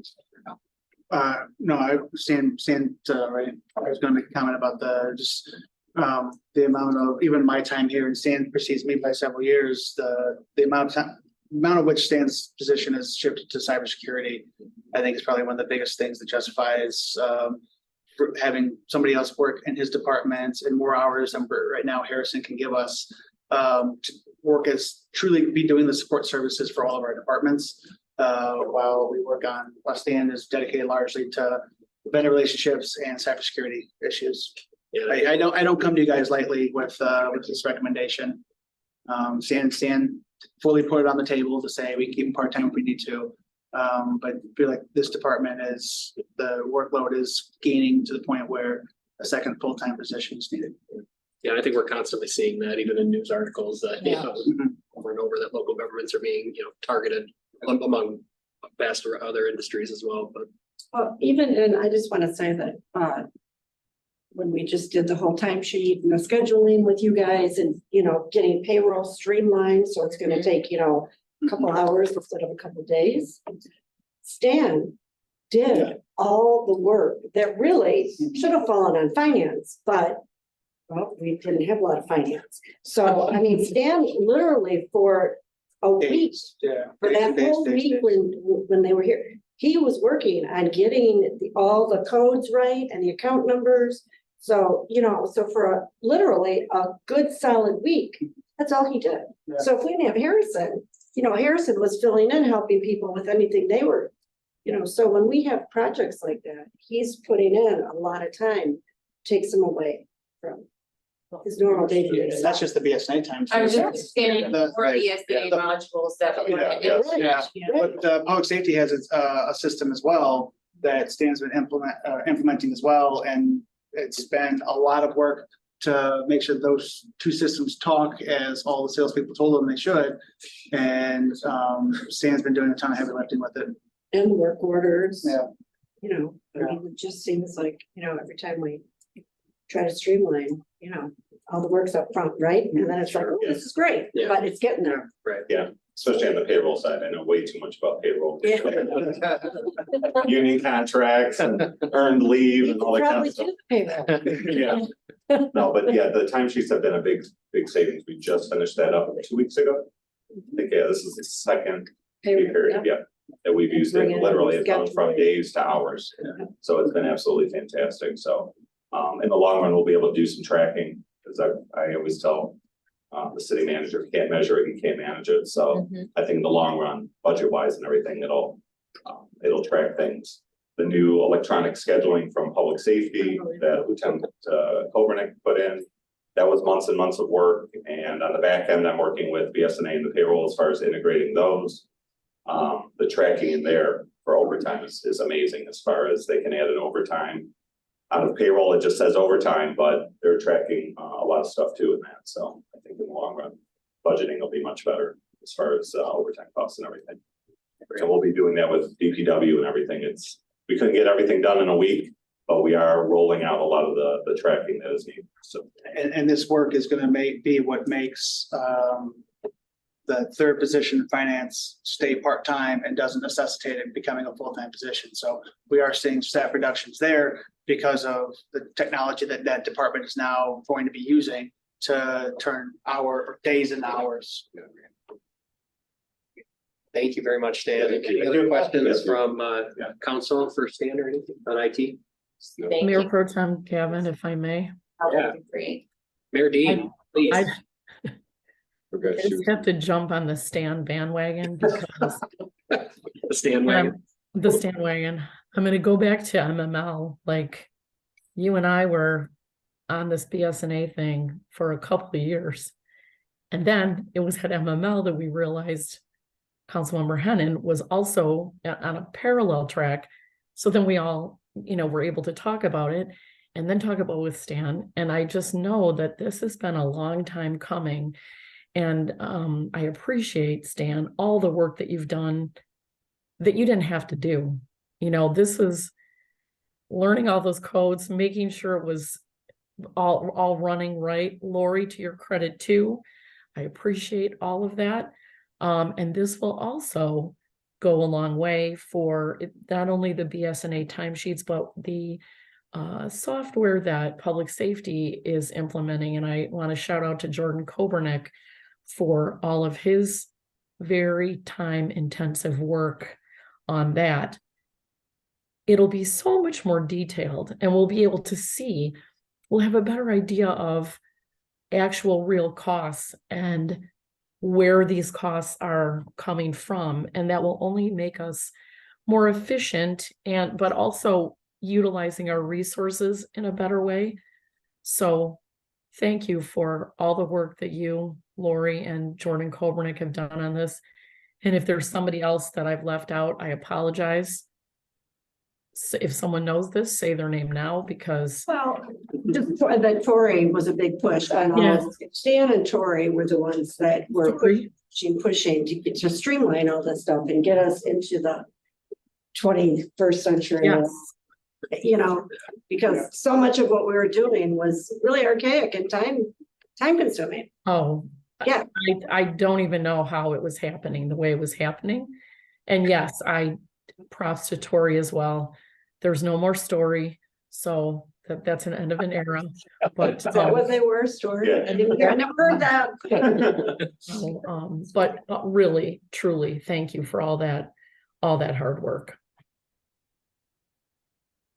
I really do lament how many of these budget sessions turn into complimenting Stan. Really, I'm sure Stan doesn't mind too much. Year over year. There might be a program for that or an app for that. I don't know. Well, great. Well, thank you again, Stan. Really appreciate it. Thank you.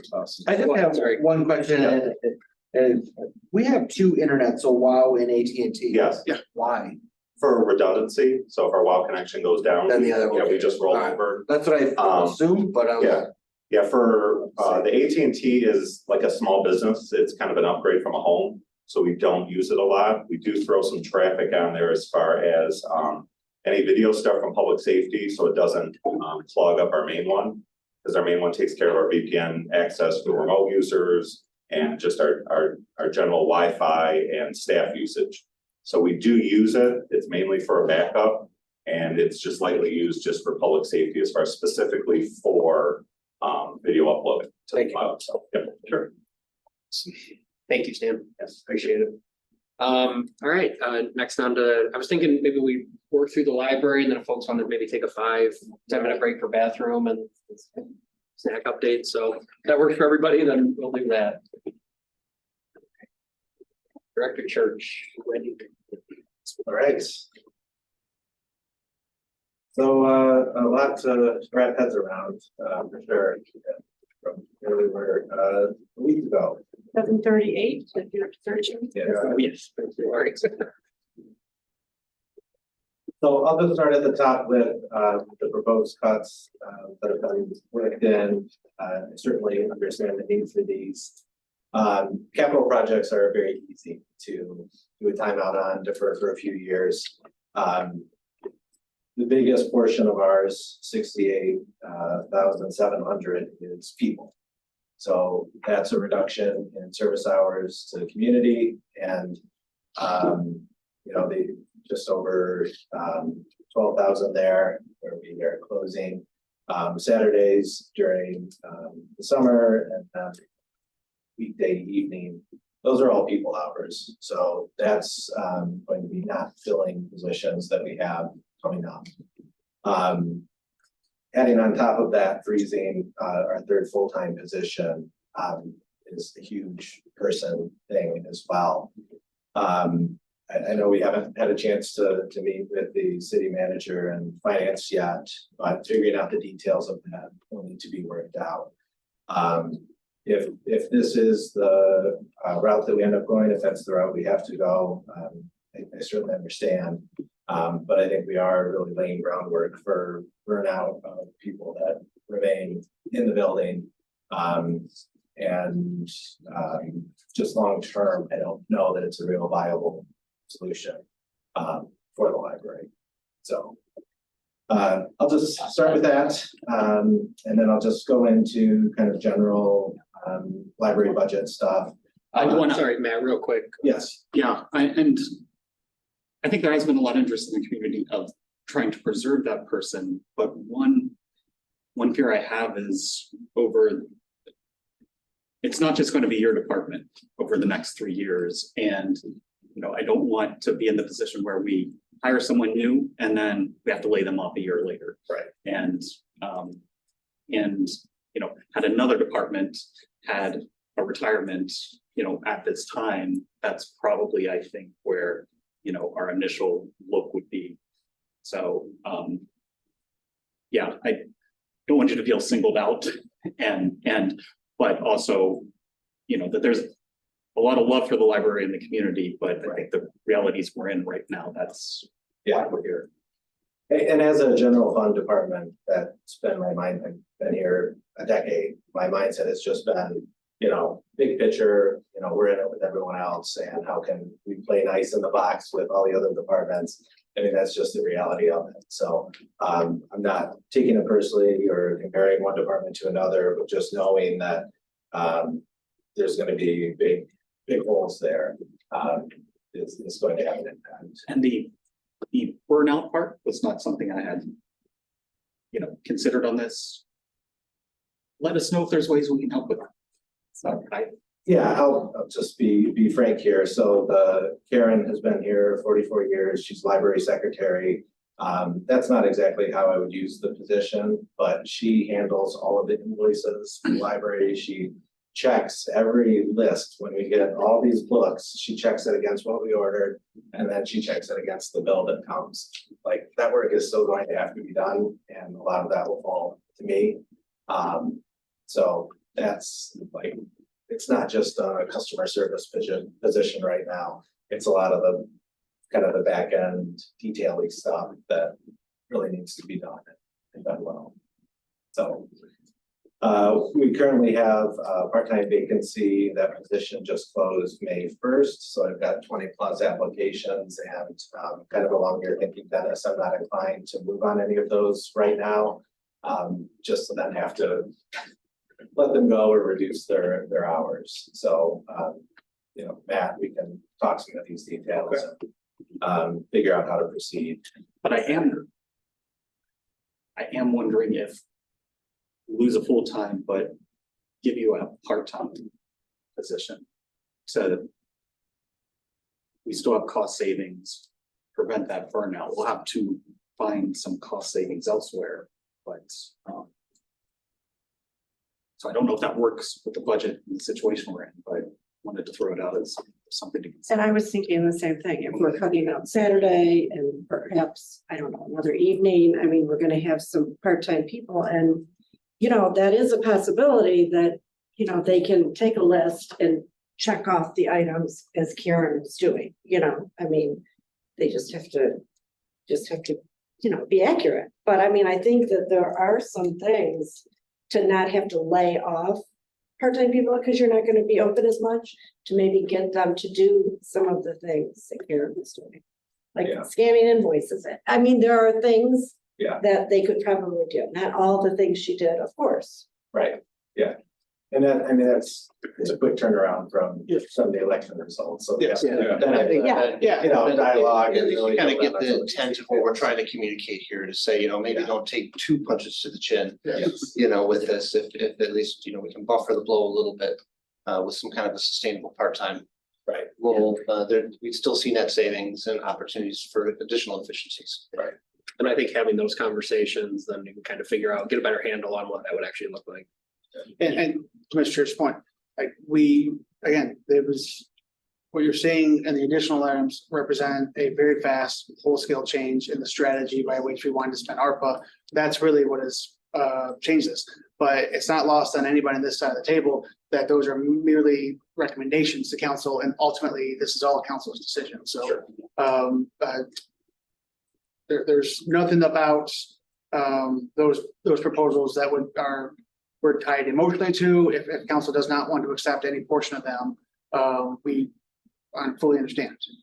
And the budget's a tool and we have to set something as a starting point, but we regularly change it throughout the year as we learn more and as situations change. So, you know, we can put something here, but understanding there's more conversation to be had on this.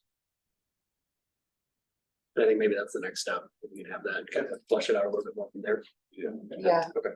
I will say, and I know it probably wouldn't matter what department we had a list of cuts for, the community would come back and say, oh my gosh, you can't do that, but, and I'm sure other council members have had similar, but my phone has blown up, to put it mildly, with people reaching out about, wow, like, what's happening? Like, we love our library. I have small children. I can't imagine not being able to go there on a Saturday afternoon in the summer. And I know when I had a chance to talk with Matt, things I take for granted, like internet, that there are people who check out those Wi-Fi hotspots because they don't have access to that in their homes. And the pinch that it will put on some of our community members, I would like us to,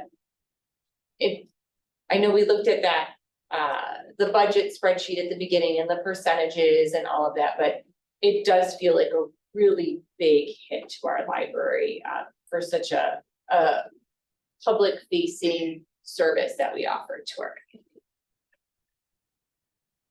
Great, thank you. Go ahead, Ben. Yeah, so the segue there is that the budget is and has been pretty lean. So we have like the core services of, you know, office supplies and subscriptions, downloadable content, increased slightly because of our shared agreement with the library consortium. But that's just to try to meet the demands there. We saw a lot of growth during COVID for downloadable content. So I'm grateful that we haven't had to cut into that too much. We've reduced just a little bit, you know, monthly downloads. That's an area we could cut further if needed. Previously, the Wi-Fi hotspots, so we have 8 of those units. Those have been covered with COVID funds. So this was going to be the first fiscal year that it was coming into the library budget.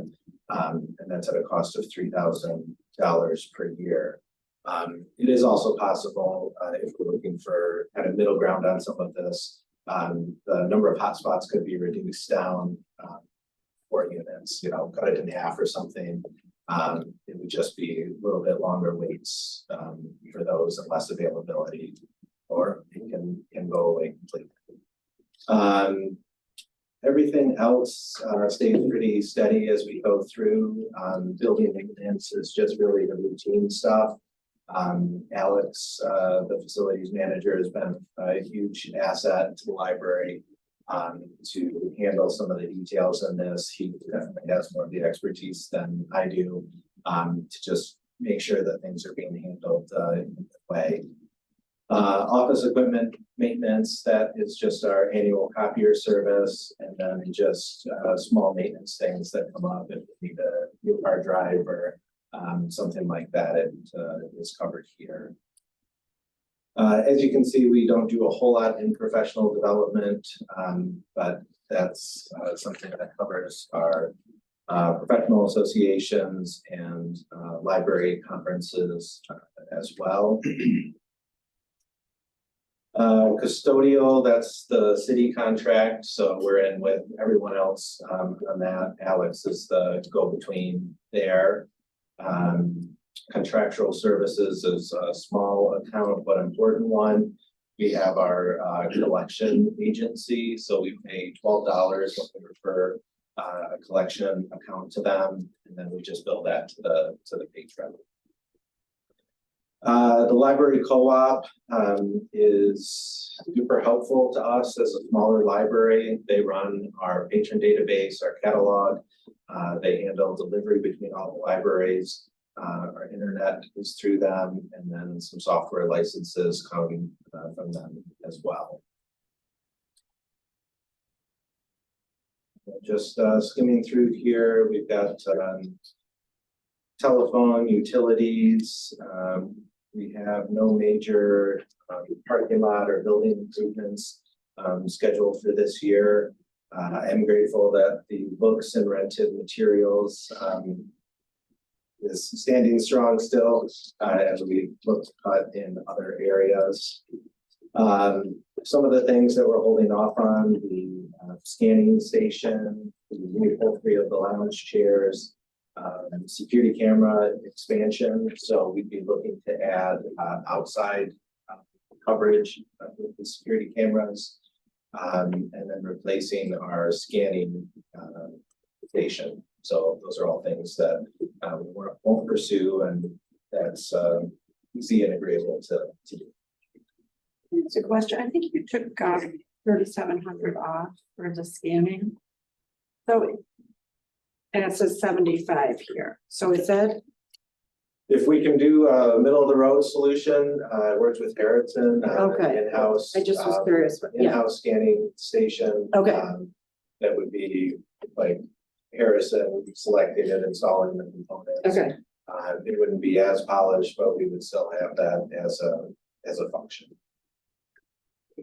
Thank you. Any other questions for Matt or comments or anything like that? I'm sorry, let's go ahead. Have you considered bringing back late fees? And I don't remember how much that brought in. Yeah, I don't have those figures with me. That would certainly be a possibility. It was somewhat easy to let them go, just because we'd all agreed that it wasn't a huge amount of money. So it would bring some money back in. It would kind of tip the scale in another way of daily deposits and, more record keeping and things like that. But it is possible, but it wouldn't like fund a position necessarily. I wonder if we could fund Wi-Fi. Right. I have no recollection of how much it was. Yeah. That was like $2,000 or somewhere around. Yeah, so I mean, it could, for sure. It's just a back and forth with the public, for the last year, like, no overdue fees. I know we got rid of it for good reason. Breaking down barriers, so it's possible though. And I would say, Matt, I was probably most swayed in our conversation. Physically closing the library is a physical barrier to those services. Also bringing back a monetary barrier to services feels like your 1-2 punch from earlier. So kind of selecting one over the other. We went with the closures for what it's worth. I just have one question. So we're proposing our Wednesday or Thursday evening to close. Why not, like, and that would be year round or just summer months? This would be year round. So why not have it open when the children are out of school? Because that's where they go to hang out and homework, and try opening later in the day. That's also a possibility. You know, I mean, just Yeah, late start or something, you know, instead of right. closing at noon, open at noon, or however it works out for you, but. Right. Cause I just noticed when I was there, there's a lot of kids that go after school. Yes. It's a place to go and Right. for good reasons, I guess. Yeah, that would also be a possibility. Yeah, and evening starts not at 3, but you start counting evening at 5, right? 6 o'clock. Yeah, so 6 to 8. There are some post-school options. Oh, so it wouldn't be like a half day when, No. So, when I got here, it was, 10 to 6 would be our public service hour, so we dropped 2 hours in the evening. So it would probably be a pretty similar trade-off if we were 2 hours off during morning, budget wise. I was thinking it was Yeah, no. 4 hours open. No. From the day. Yeah. Great. Any more questions or comments other than just a thank you for all you do and the jewel that we all know the library is. So thank you very much. And, Great job. you know, and yeah, I mean, every year you've always presented a very thoughtful and reasoned budget. So thank you for doing that. Yeah, thank you. Okay, well, I think we talked about maybe taking a quick 5 minutes bathroom break. I know that this is probably going a little bit longer, but this is kind of a unique budget that we're kind of looking at. And so I think that we'll do a 5-minute break just so people can kind of get their bearings, then we'll jump back in with public safety. Thank you. Okay,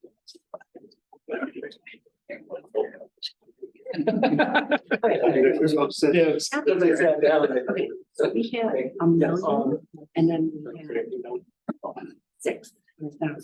Well, not sure, but, you know, okay, so now we did it. Correct. So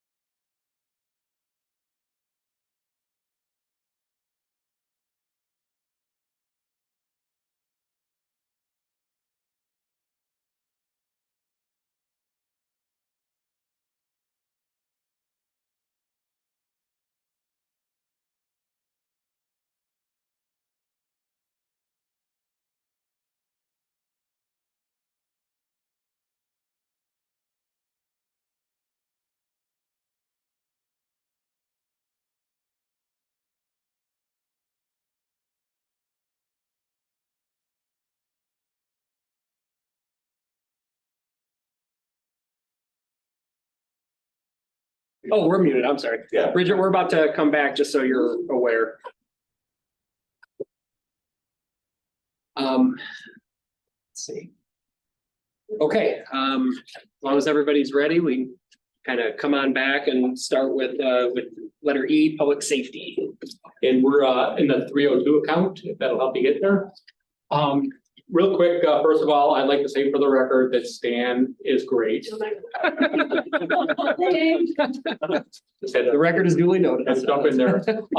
Real quick, I think somebody mentioned grants earlier. We do have one, most of our grants are pretty consistent. We did get a law enforcement assistance grant. Our 3 PSOs in the police academy, we're getting we're getting $24,000 for each of them reimbursed to the state. So that's huge for us. So it doesn't make it quite cost neutral to send to the academy, but it's pretty close. Looking at 302 is public safety administration. There is not really too many changes in this account. Pretty much everything's consistent with past years. We did implement our body cam program a couple weeks ago, so we're seeing, and quite honestly, even before we did that, most of the FOIAs included body cams anyway, so that is taking substantially more time to process, which we anticipated, so we're gonna keep an eye on that, but the admin's pretty consistent. Any questions on that? You're all good. Great, next up is the. Yes, sir. My apologies. No, that's all right. Go ahead. Do you want to note, we did have some conversations about going to full-time on the FOIA coordinator, but again, for you currently foregoing that. Yeah, and I want to see what happens too. I'm a little bit concerned. I'm still waiting to get some more information, but one of the new legislations that were passed was the clean slate legislation. I'm hearing that we're gonna have to go back through all of our records and find the people that qualify for that and do it ourselves. Like, nobody's gonna tell us we have to do that. If that's the case, then that's a huge, huge increase of work. And so we are monitoring that. Of course, we're hoping we'll have more fees in the FOIA too. Maybe not offset it, but if we do have to consider possibly making that a full-time position, which I think we've been talking about for a couple of years. It's just terrible timing right now. We finally got it. That requirement from the state would be an unfunded mandate. Yes. And I'm still waiting to get more information. That's what I'm hearing. We would have to physically find anything 93 days. Anybody convicted of a 93-day misdemeanor or a felony, we would have to go in and find it in our system. And that's just, so I'm still waiting to get some more information, but that's what I'm hearing. You can, I'm on a relevant MML committee, so if you get some info on that to me, I can get it to our lobbyists at the MML to try and make sure there's funding for it. Hopefully, and I know we're doing the same thing at MACP also. We'll see what happens. Yeah. We don't listen to very often. And without knowing the requirements of the indigent defense services that I know that the office that the county is having to create, I don't know if there's any help there potentially, but just something to think about is. Sure. And I really, I'll be at a couple meetings the next few days, but I'll be able to find out what other departments are doing because this is brand new to all of us. And I just heard this last week, so we'll see how it goes. Thank you. Sure. Next up is the 306.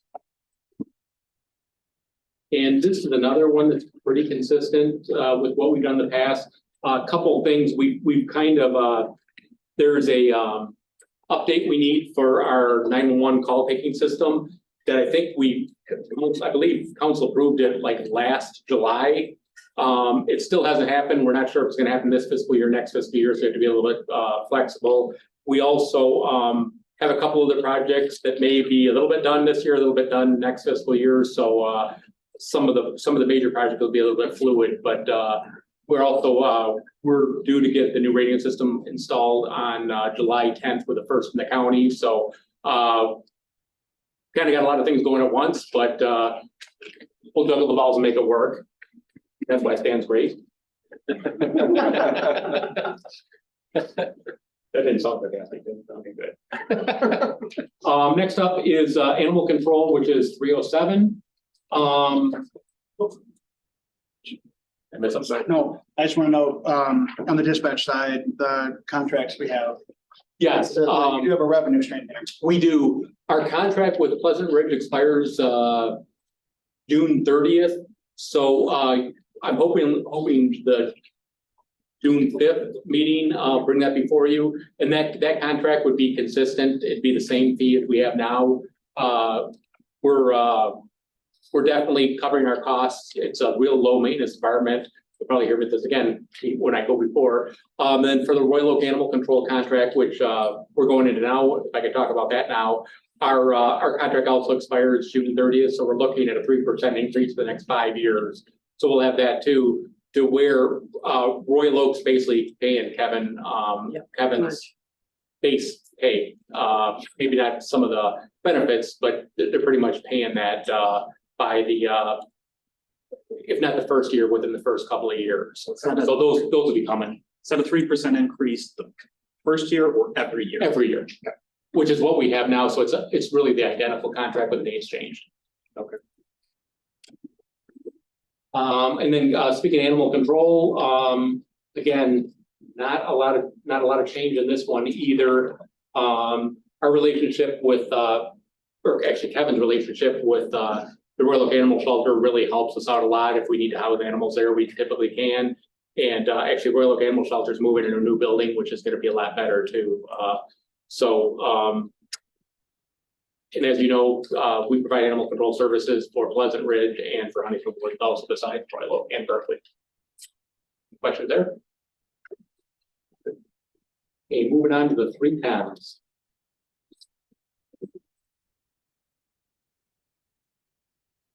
So that first page there, relatively consistent. Overtime, as you can see, is went up quite a bit this year. We've had several unexpected separations, either retirements or we had a couple people leave it to go to other departments. And we've had a bunch of injuries. We really were down out of our 30 authorized positions. We were down 8 at one time, at least on paper. We had people in the academy. We had people off with surgery.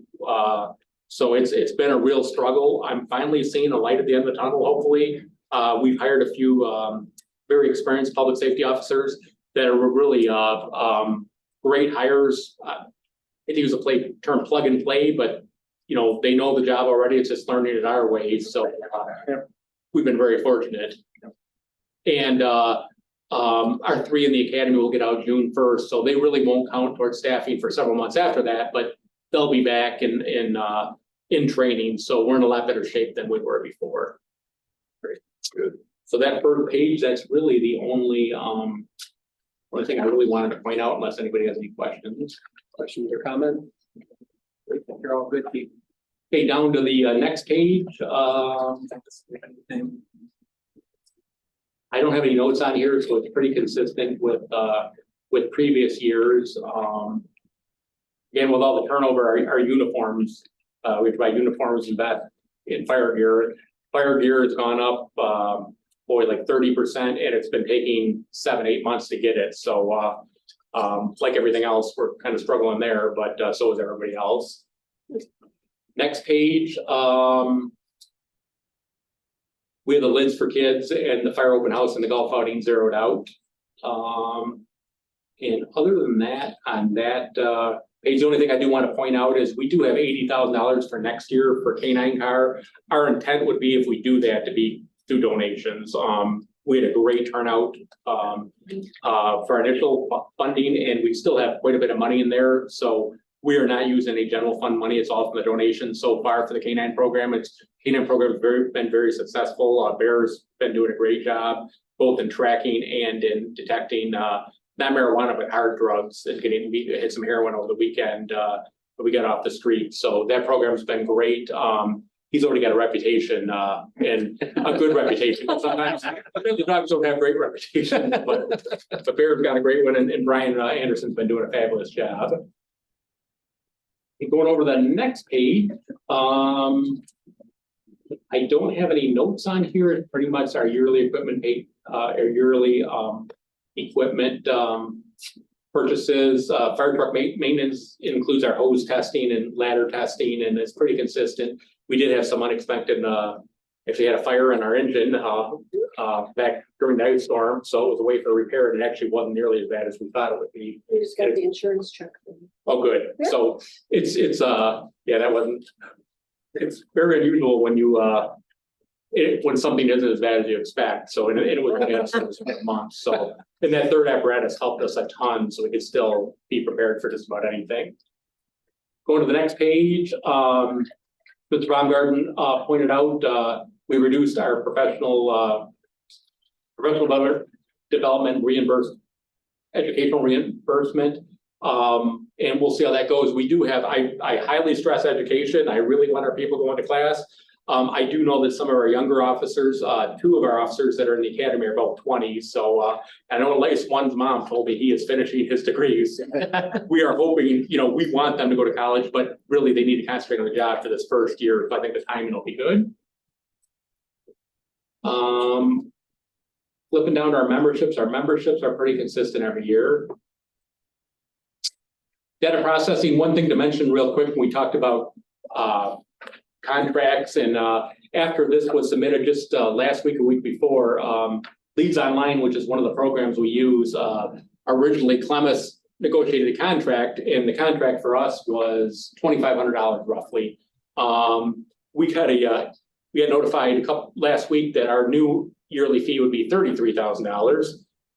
So right away we're like, oh, we don't want it. And then we found out it was a mistake, but still it's gone up like 33%. And every time anytime we use the technology system, we reevaluate it to make sure that we're getting our money's worth. And just looking at the technology that we've implemented in the last 3-4 years, it's just we've really stepped it up. We're trying to automate as many things as we can. And I had this, I guess, corny saying that we can't be 5 years in the past, we can't be now. We got to be preparing for the future, both in our training, our technology, our policies, our procedures. So I think we're doing a really good job. It's quite honestly, it's a lot of work, and it's a lot of training, but it's really, I think it's really helped us. Kind of on that too, we had our MACP mock accreditation a couple weeks ago, and I was expecting us to do very well, and it really went even better than any of us expected. We just a couple things to change in the building, a couple policies to tweak, and so we anticipate having our real assessment in either June or July. So we're finally seeing that come to fruition. And a big shout out to Drew Hadfield, who's really detail oriented. I wish I could be like that, but he's just a machine. I have a question. Sure. I see honor guard training, Yes. and I'm just curious as to where the honor guard donations are recorded. I mean, it's probably not much, but when people have a wedding, they usually donate something to the honor guard. There is a revenue account, right, Lori? Yeah. There's a revenue account, Mayor, for honor guard donations. We don't see a ton of that. But we also don't spend, that the money we budget for the honor guard, we really, quite honestly, we hope not to use it, because we do have a pretty consistent honor guard, but people get promoted or assignments change, so it does happen once in a while. So we do have some revenue coming in there too. Okay, thank you. And I would think our revenues far exceeded our expenditures over the last few years. Okay. Yeah, that's probably work. Let's see here, contractual services, again, pretty much our standard. Or we don't have, sorry, I went back. It's that question, so let's see here. Blood draws, the good news is that's been going up because our data master has been down. We are on the list to get a new one, so we were hoping that by the end of this fiscal year, we'll be able to do our own breath tests here and only do the blood draws if we have to, either through search warrants or if people elect to get a blood draw. Let's see here. Building improvements, I think it was pointed out, we've shuffled a few things around. We were hoping, we've done quite a bit of work, quite honestly, on the cheap in our basement. We're hoping to kind of finish that and do a few more things, but we've pushed that back a year, so that's not really a problem. The one thing, anybody was nervous when the elevator stopped on the second floor here? When you came up here? Yeah. That is one thing we can't you know, that was only brought to our attention recently by, our vendor. They gave us an estimate of about $100,000. I know we'll work with Alex, and there's other companies that do that. So, that is something we didn't think we could push back. Yeah, the guy that pulled the rope, Yeah. getting real tired. Yeah, as all of us who ride that elevator care about, I'm very happy that we're close to emergency response. Quite honestly, I never take, I always take the stairs, and the first time I did it was on that scooter when I was, and it was like, I'm not getting out of here. yeah. And we take heavy things up and down, so we will, that's one thing we do, and I'm hoping that comes in at less than $100,000, but that's what our current vendor is telling us. Okay, pretty expensive to redo those. And again, the rest of that page, it's pretty consistent. Radio equipment, as I mentioned earlier, we will be switching over that second week in July. We have some money budgeted for things that we haven't thought of yet. Good part about being the first one on the system is we're gonna be on the new system because our current one is not very good. The bad part is some things may come up with us that, you know, we're kind of blazing the trail for other departments. So we did want to budget some money. So if we had some unexpected, but it's another thing. I'm hoping we don't need that money, but just in case. And then the last page is the only notes I have here, unless somebody has a question, was the vehicles. You know, last year we did not purchase any patrol. Actually, we didn't purchase any vehicles, period. So we budgeted 4 for this year. We're going to push 2 of those back to next year, or I guess we'll see what happens next year. But and as I think most people know by now, you know, the cars, it'll take a year and a half before they get in service because it takes, you know, hopefully it's a little bit quicker now, but it's been taking a year to get the car and then another 6 months to outfit it. So it's kind of a long process. I will tell you, it's paid off.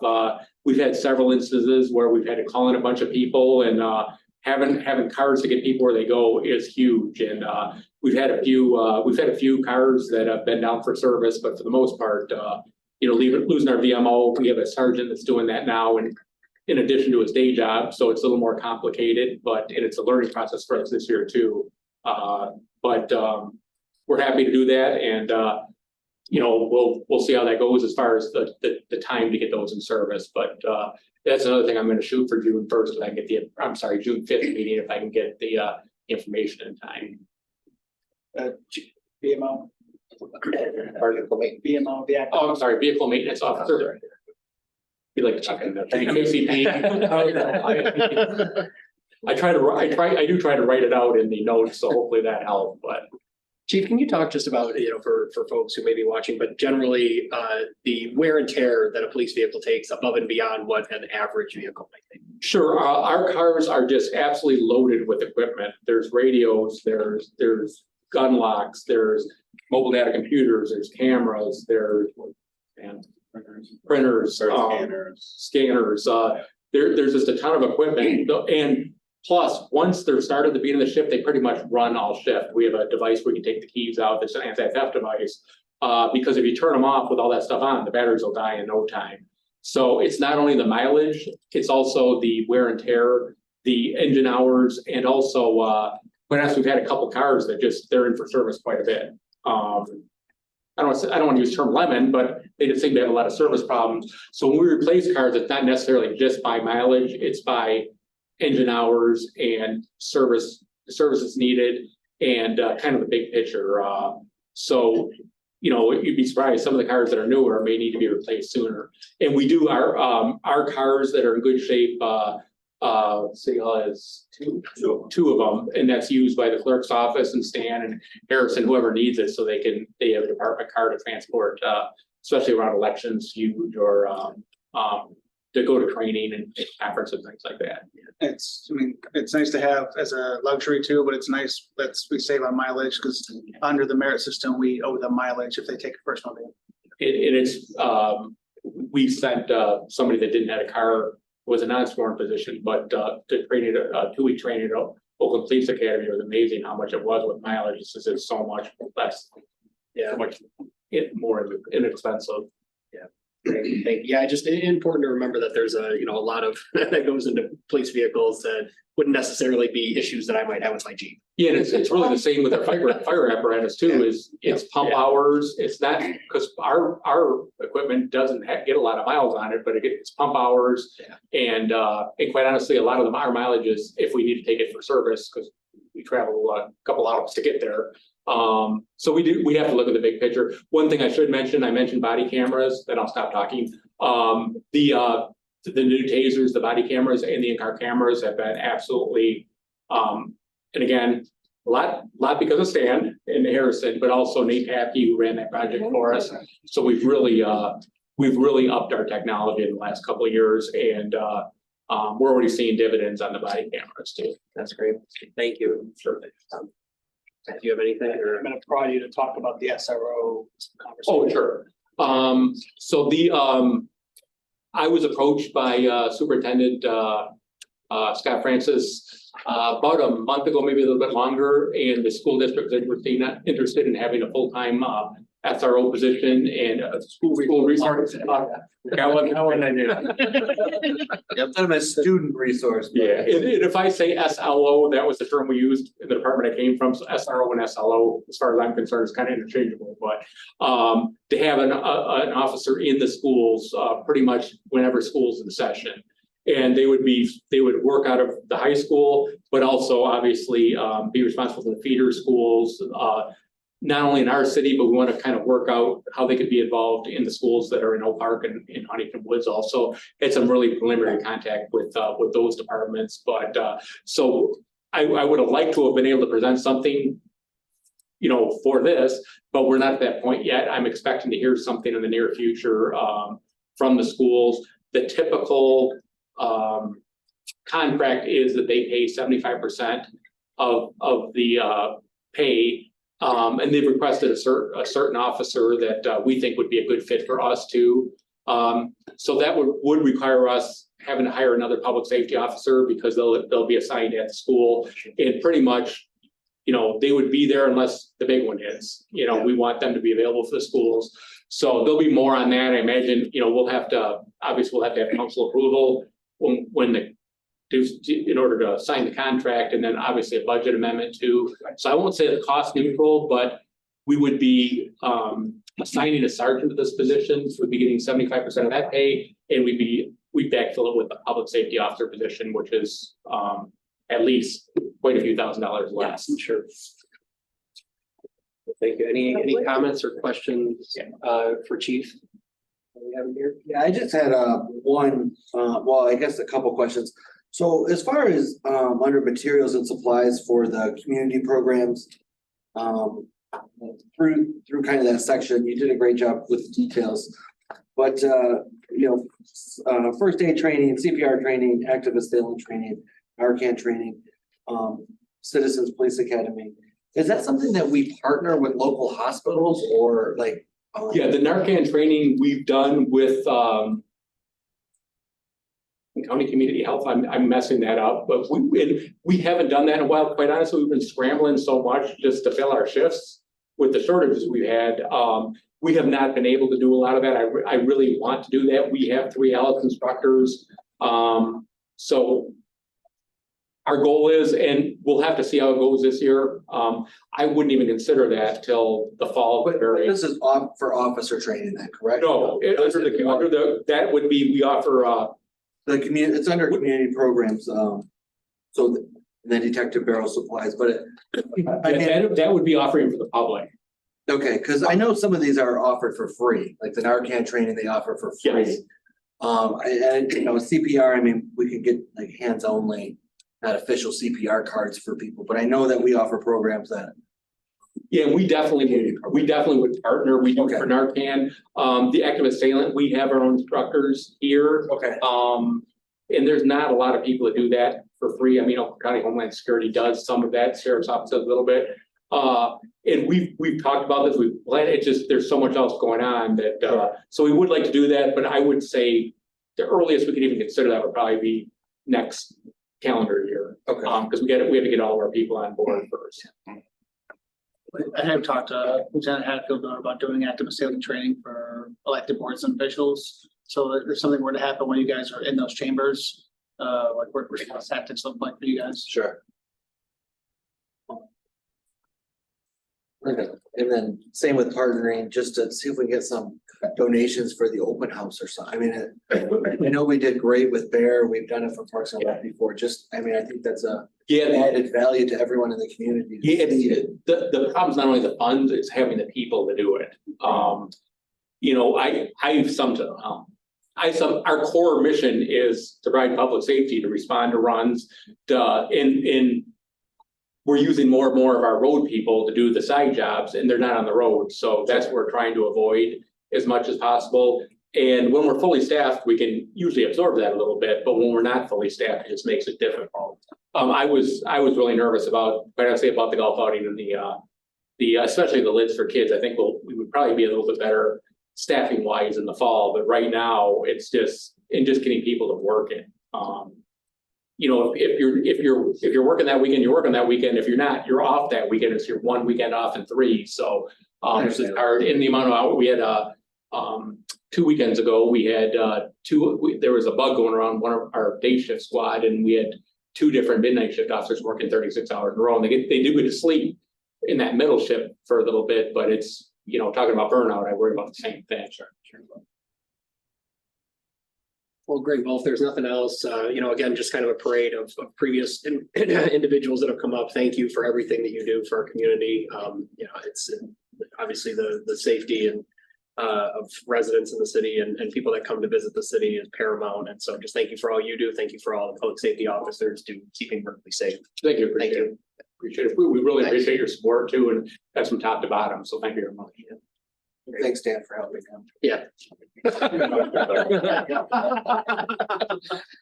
had to say nice stuff before, I'm gonna be hearing about that. We can see if we can get that omitted. Don't worry about it. Okay, on to city council. Thank you. All right, page 10, or it's Department 101, so it's your very first appropriations page. Very early in the book.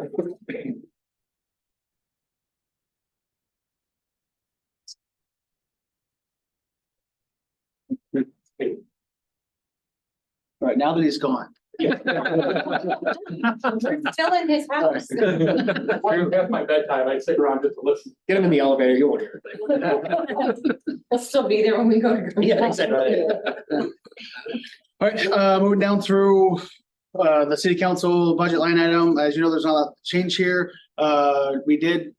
John Starrett did confirm today that we do have to pay council members.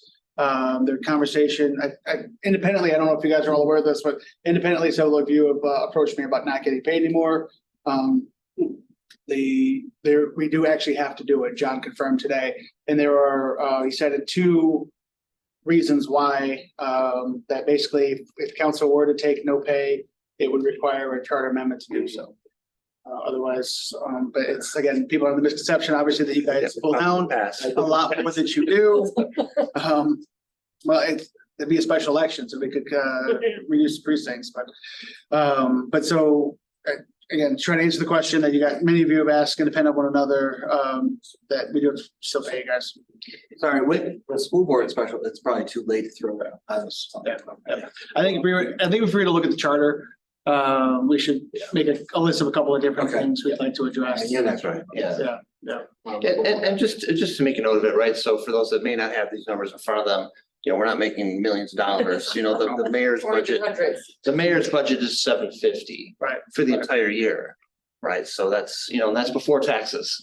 So, you know, so so someone was curious about this, you know, discussion that we're having. Correct. We're not talking about a whole lot, but to the earlier conversation and the overarching theme, every penny counts. Right. So I appreciate the diligence on that and you know. And thank you. That context matters. Yeah. I think it was in the charter way back. It was like $20-something a meeting or something, and that was to cover like the cost of daycare, babysitting, so that someone would be not hindered if they wanted to serve the community. They'd be able to cover the costs of childcare, and I think that's, you know, you can't even get childcare for For, for $20 per meeting, not per hour. So, you know. Anyway, just wanted to let that be out there. What is the 18,000 in consulting? That was strategic planning for this year. That's a one time. Okay. And then, yeah, so there's no anticipated consulting fees past the strategic planning process for the next 2 fiscal years. Meetings and conferences, you'll notice that trends up in the next 2 years. MML is planning to host one of their October convention in Traverse City this year. But in 24, that moves to on the 4-year cycle to Mackinac Island. And so they do that every year, coinciding with the presidential election year. So that's why you'll see that uptick there. Council tends to have very good representation, as you know, for those listening at home. We are often awarded, touted, complimented for having such a strong contingent at this. It speaks to the dedication our council members have. So we are anticipating for full attendance for those 2 meetings. One comment on the Mackinac one. We missed the last one because of COVID. They didn't have it, but it's always made me uncomfortable that they have it at such an expensive place. Yep.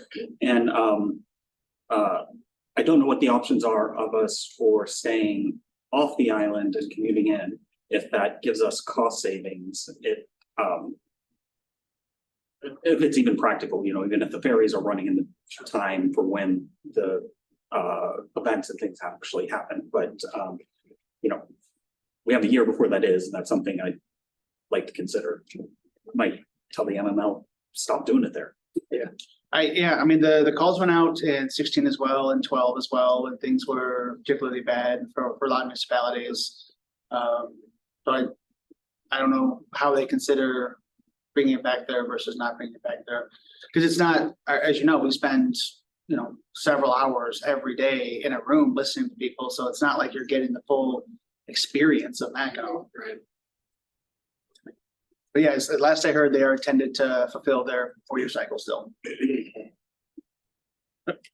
Other than that, that is really the bulk of the items that come before council. It's your pay and then the professional development that brings back good, solid governance to the community.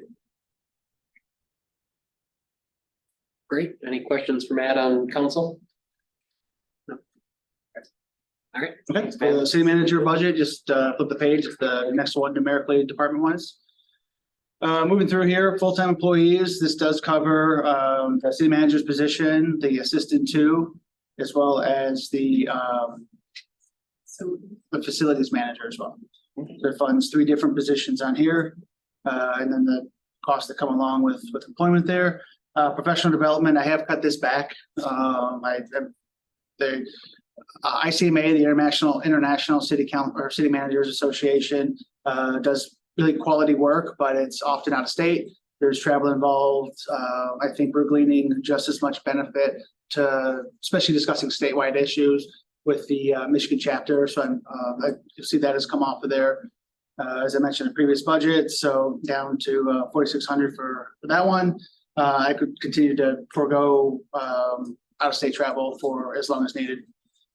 Memberships and dues, you'll see kind of itemized and passed. It's a lot of things that we've already seen. One thing that was in there was the CEO, or what previously we called our Director of Communications. Tori Mathis specifically was interested in retaining a membership to these organizations. I'm not sure, again, if the new Director of Communications has similar aspirations. So we could reduce that towards just myself and Charlene Stevenson, who is interested in pursuing a career in management eventually. And then the ELGL all-in membership, it's not a high cost for us, it's $475. That organization is that has an uncertain future, as it's shifting some of its leadership. So there's a chance that we opt not to renew the all-in-one membership as well. But that covers, for that cost, that covers 12 members. So we funded that out of the city manager's office for all of our directors and some of our deputy staff as well. And ELGL is engaging local government leaders, so it's not specific to any management group. It's just generally a celebration and professional development for anyone in public service. Consultant fees, as we've been working through a process of really evaluating what we do and do not do well from a human resources standpoint. I think I would like to eventually come to council and ask that we fund a position. But given the financial situation that we are in, it's not, I would like to supplement with a consultant to help us work through and implement some of the things that are needed. We've been using Gallagher Consulting, same company that maintains our benefit administration for us. I think they've had pretty good insights into our department, to our organization. They've given some recommendations on some things that we could do. But I would like to have this largely operate under the city manager's office. We've typically kind of been a hybrid in the past with finance having a massive role in this. But again, I don't want people to believe that human resource decisions are made with financial or kind of a financial lens, but they're made with a good quality management lens. So that's the request of council on the consulting line item. And then I think that brings us down to the end. So it's just a 2-pager. Any questions from Matt on the city manager section of this? Okay, great. Thanks, Matt. We can go on to city attorney. Yep. City attorney, I'm suggesting we fire him. Yes. Sorry, I'm just trying to stall while I get down to it. City attorney, again, yeah, 1 page, yeah, Department 210.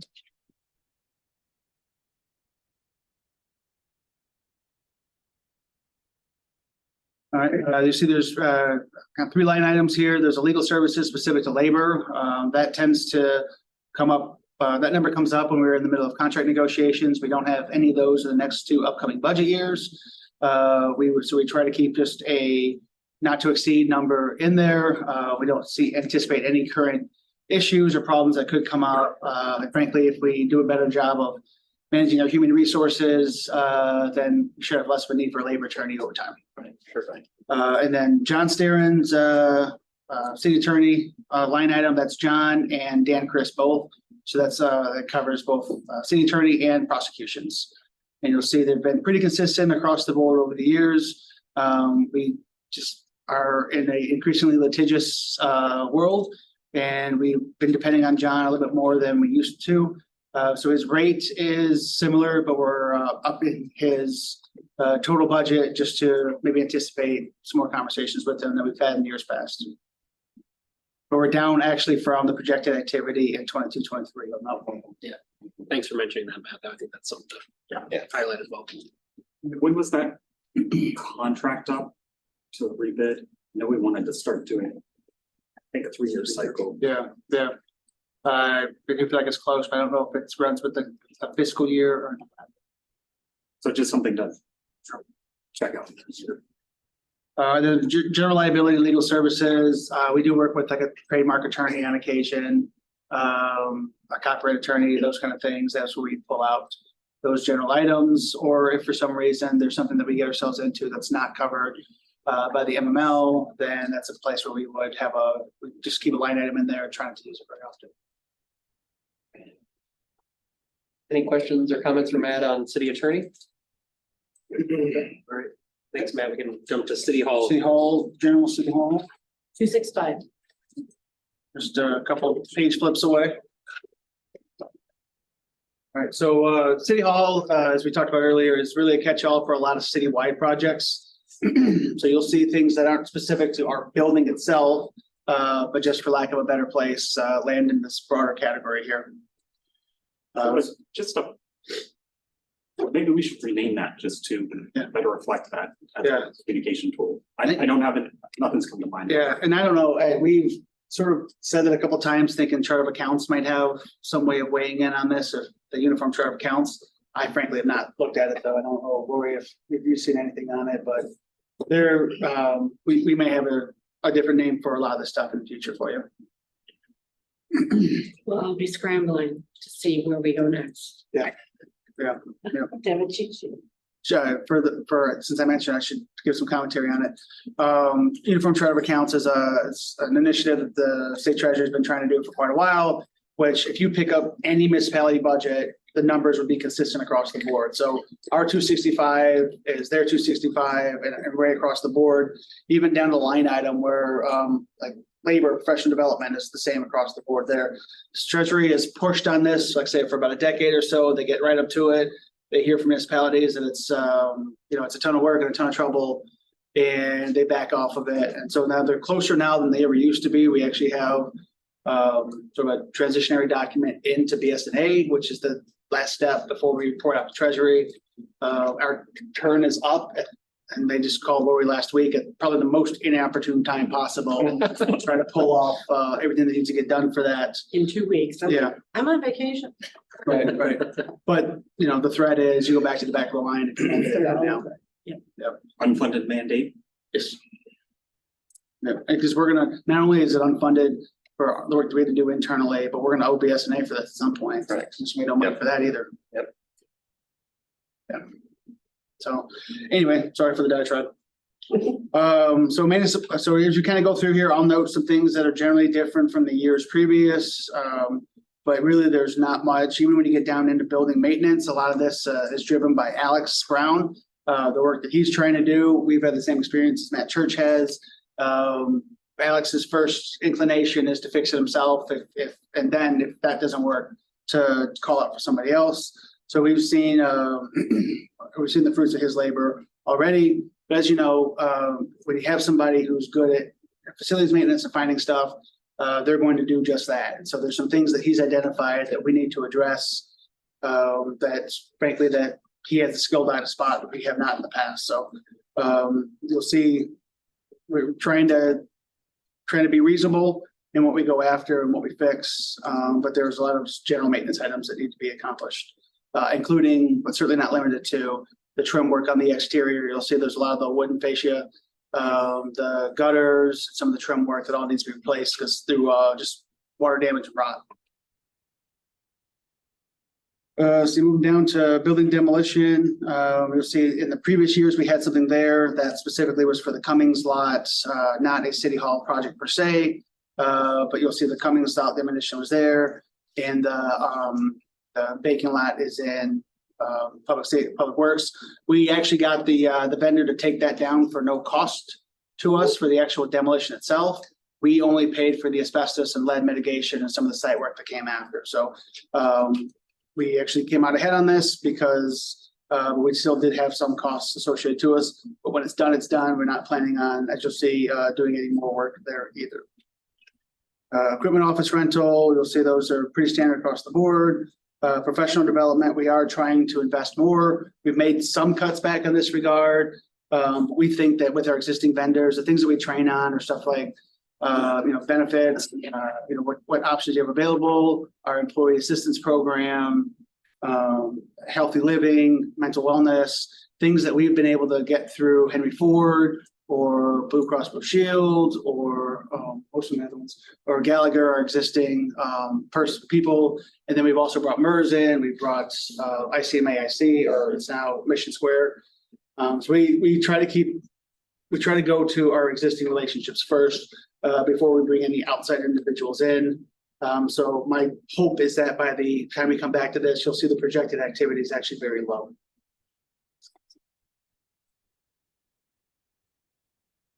Flipping the page here, memberships are pretty standard, custodial services are pretty standard.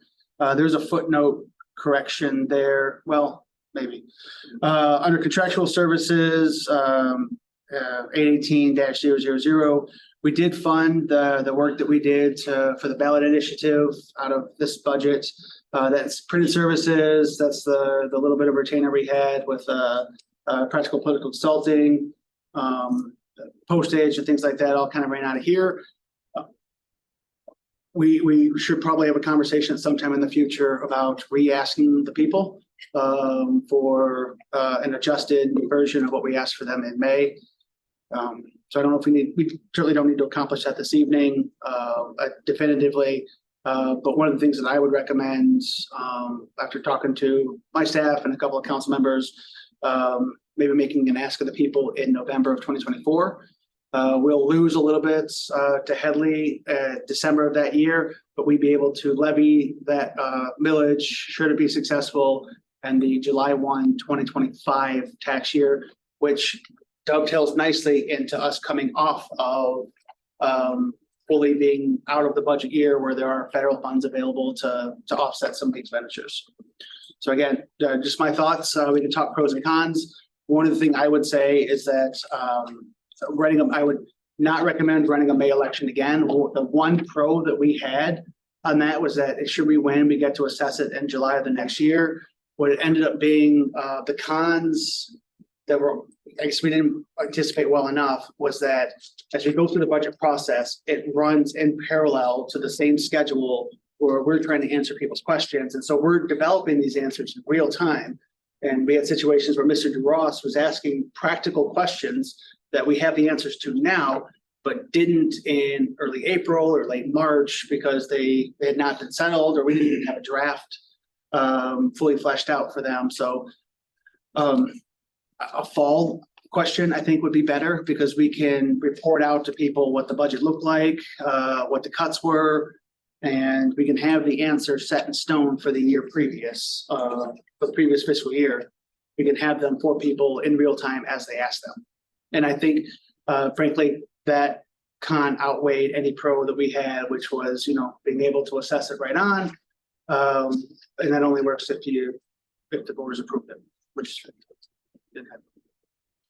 Bill, thoughts or comments on that? Should we consider putting a placeholder for 24-25 for the necessary mailings and so forth? That would be part of any second attempt.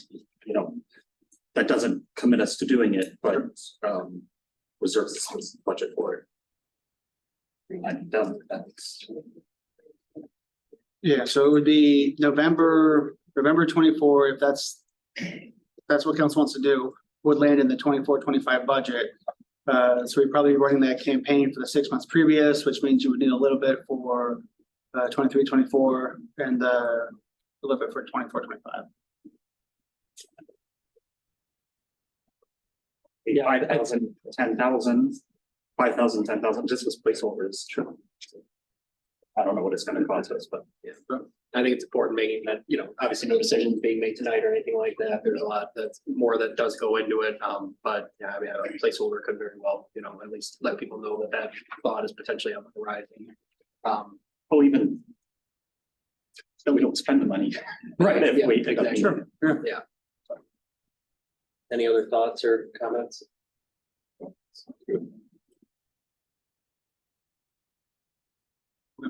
Thanks, man. Moving down to the next one, the wayfinding sign was one of the items that we've had deferred. It's been deferred multiple times at this point, but we do still want to finish the good work that the DDA started. The signs are aesthetically very nice. They beat the pants off of anything that we have out there. And this is one of those things where as we try to preserve the things that make our city special, this is one of those things, the step that we could take to make it even more special. But again, it's given the vast scope of everything that we've had to make adjustments on. This one seemed appropriate to defer yet again. And that ends out our contractual services one. Telephone's pretty standard. Utilities have been standard, although I do hope, again, reflecting the work that we're doing with the HVAC systems and the lighting projects, that we do see those numbers come down. We just don't have a way of gauging it just yet. Flipping to the next page, lane improvements is an area where we've got some capital. As mentioned in there, I am asking to defer the electrical vehicle stations in 23-24 and 24-25 to subsequent years, but earlier should we get grant funding for them. Now, should we keep these in the budget for the grant applications? I know some grant applications require you to have, budget allocation for your part of it. And so if we took it out, we might lose that grant opportunity. Sure. Yeah, yeah, these are still taking form, so I don't know if they would enforce it or not, but it's certainly been the standard that we've seen with a lot of the DNR stuff. Yeah, I'm familiar with that as well. I'm just Yeah. gonna offer something similar for sure to say, if nothing else, we can point to it again with the philosophy of not to exceed. Mhm. If it turns out that none of them turn out in our favor, then we don't expand the funds and then that surplus could roll into the next year. And Or cover offset other expenditures. and just as a communication tool, I'd make sure the footnote says, if we get grant money. Get grant money. And our practice with some other ones is to put the revenue offset of the grant as if it was had into the revenue section so that it's a net neutral. So no one says, you're spending money here, but not somewhere else. Right. And I'd make sure there's a similar footnote on the revenue side. Right. Yep. Any other comments on the stuff? Okay, so we're gonna leave those in, or something? Yeah, let's leave them in that, if grants are paid. Right. And All right, moving down to building improvements. This is one of the reasons why you see the expenditures so high in this upcoming year. This is where our citywide HVAC replacement project happens. There are offsetting revenues in the revenue section as well. We would anticipate about $1.7 million in work across multiple buildings. And then noted in there is two city hall projects with court offset. One of the things that we're talking about now preliminarily affecting these two departments is relocating our clerk's office to better accommodate proposal two that was passed that required early voting right now. And we're very happy with the counter project that we did. The amount of space is expanded, but not too long after we did that, proposal two passed, and it functionally does not suit the 9-day early voting requirements that are going to be coming into place with the next two elections. Carolina has rearranged the office that she's in right now outside of my office. We can't put some booths there, but the line of sight's not very good.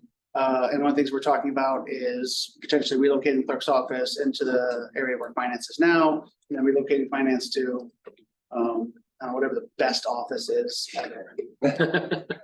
Yeah. Sort of the goal would be to better accommodate the clerk's office and the ever expanding landscape of requirements that get levied on her office. Unfunded mandate. But again, we were sure to put the note in there, but this only happens with an offset from the courts. That building fund that we've managed to stretch out now for 7 years. That's not the wall of City Hall. It's fall. Right? No, yeah. No, we ended up, that never even made it to the budget to you guys. As much as the moldy banana look needs to be replaced, we don't have a budget for it. Even restretching or trying to, Alex is looking at some options for maybe just reskinning it. Even if that's the case, even to the point where we were looking at it's like a screen of the mural that we lost on Tooting Tallulah's and see if we can like screen that or something like that. Something just the aesthetic that we have obviously is terrible. Right.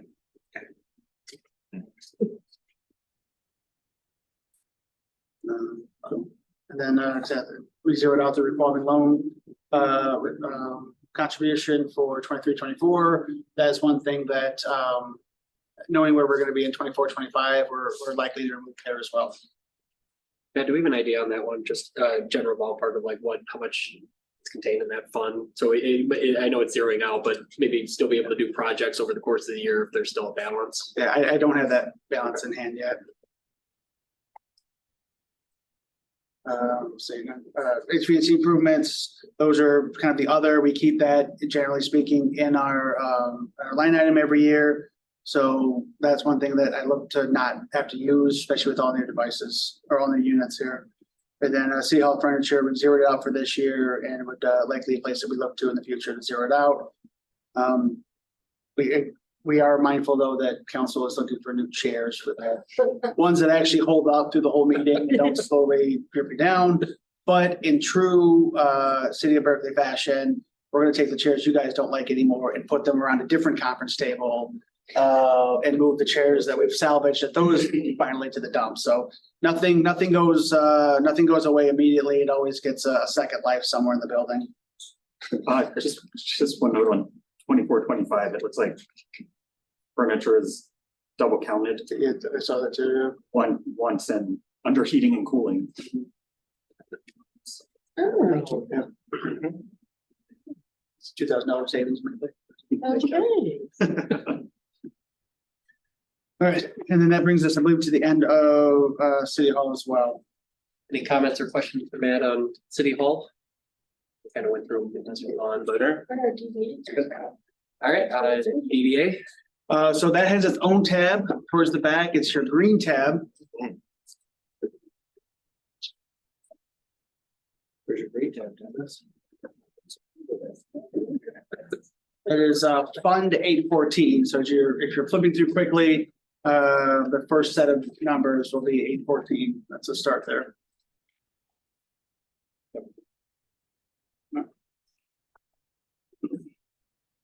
From a revenue standpoint, we're budgeting for functionally flat. We don't administer our own calculations on this. That's not even done in our finance office. That's largely done through Oakland County's treasurer's office as well as their assessing office. And we struggle every year with trying to get timely answers from them. So given the construction that's going on, we don't think that we'll be flat. But it's hard to predict right now, according to Oakland County Equalization, where we would be in the future. The district increased by about, the value of the district increased by about 2 million from 35 to $37 million, which is good news. And that we'll see that on our DDA millage, and we should see it reflected in the TIF revenue as well. But we've got a couple of projects that'll be coming online this year. It'll be fully fleshed out. The Lassalette School is a good example of that. And then there's also Chisano should be coming online. The Yankee Art Studio should be finally completed this year as well.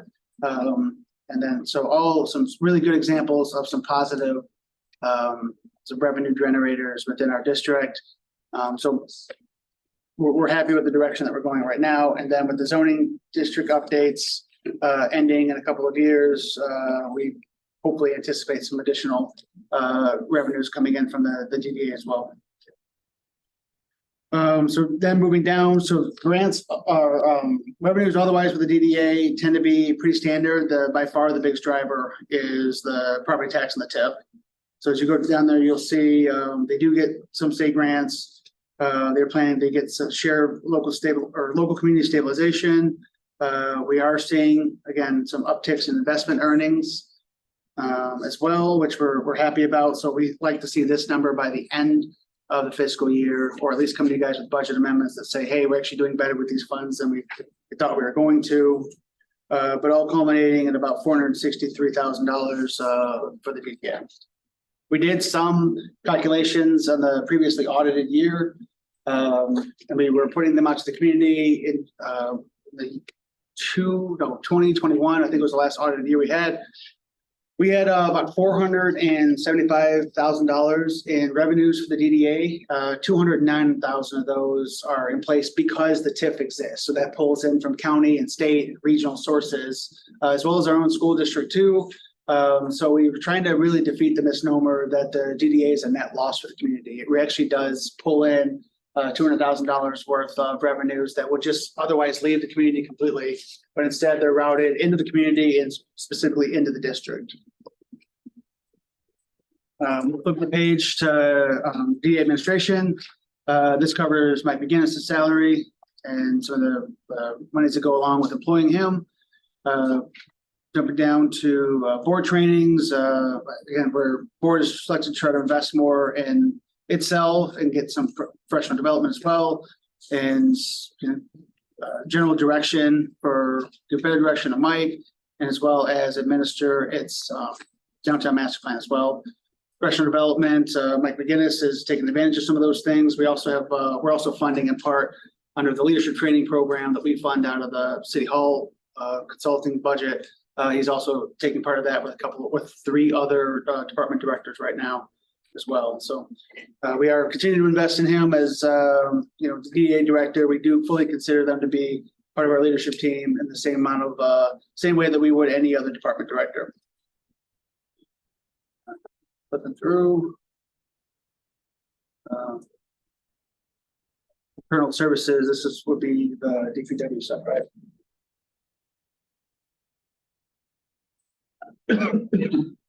What about the window? Yeah, I'm not sure. I would have to look and see how he's allocating that. I Yeah. think it's. I think it is, yeah. Yeah, so one of the conversations we're having right now is generally being dissatisfied with our current downtown maintenance vendor. And they've been the single bidder for a couple of years now, so we felt kind of locked in. One of the things that have come out of conversations between Mr. McGinnis and Sean Young is DDA would be able to start to service, or the DPW would start to service some of the DDA areas, getting them cleaned up, taking on some of the maintenance role. But at the same time, charging was chargebacks. So the DDA would actually contribute to the general fund essentially as a revenue stream and cover those costs. It's a lot of the stuff that we do downtown already. We plow, we clean up after them, but this time sort of acknowledging, formalizing that relationship, paying for it, and Mike's fairly certain he's presenting to the board this week, I think this week. But generally speaking, I think you'll see a reduction in that contract. So it's a win-win for both parties, savings to the DDA, as well as providing some revenue for the general fund.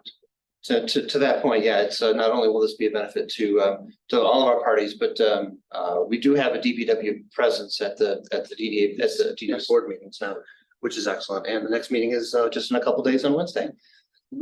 A question on that. It's work DPW is already doing, or is it additional work? Yeah, so it's work they already do. They're just doing it on a more frequent basis now. Because right now they come in and kind of the sense is we were cleaning up after Frank.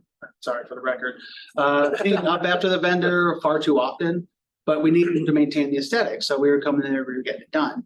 So now instead of just having Frank's make one pass or two passes in a month, our guys will be there probably on a semi-weekly basis, just keeping things clean, and we'll do the chargebacks that way.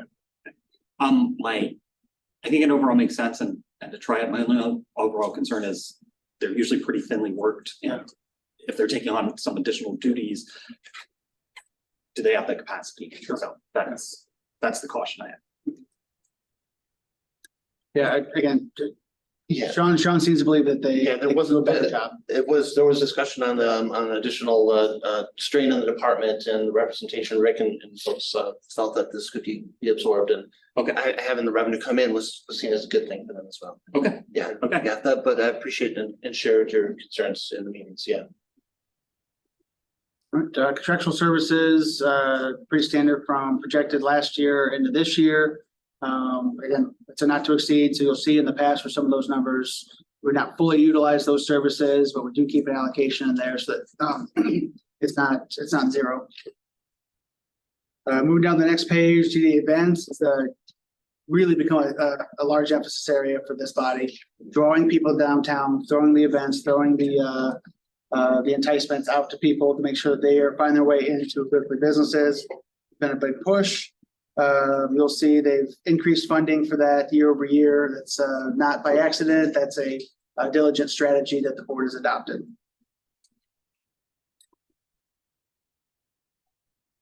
Moving down, holiday lights again continue to be the funding mechanism. It's not the parade itself, but that's what we see on the polls all the way out to the district. They continue to have conversations too about how to make that more robust, make sure people see more of those.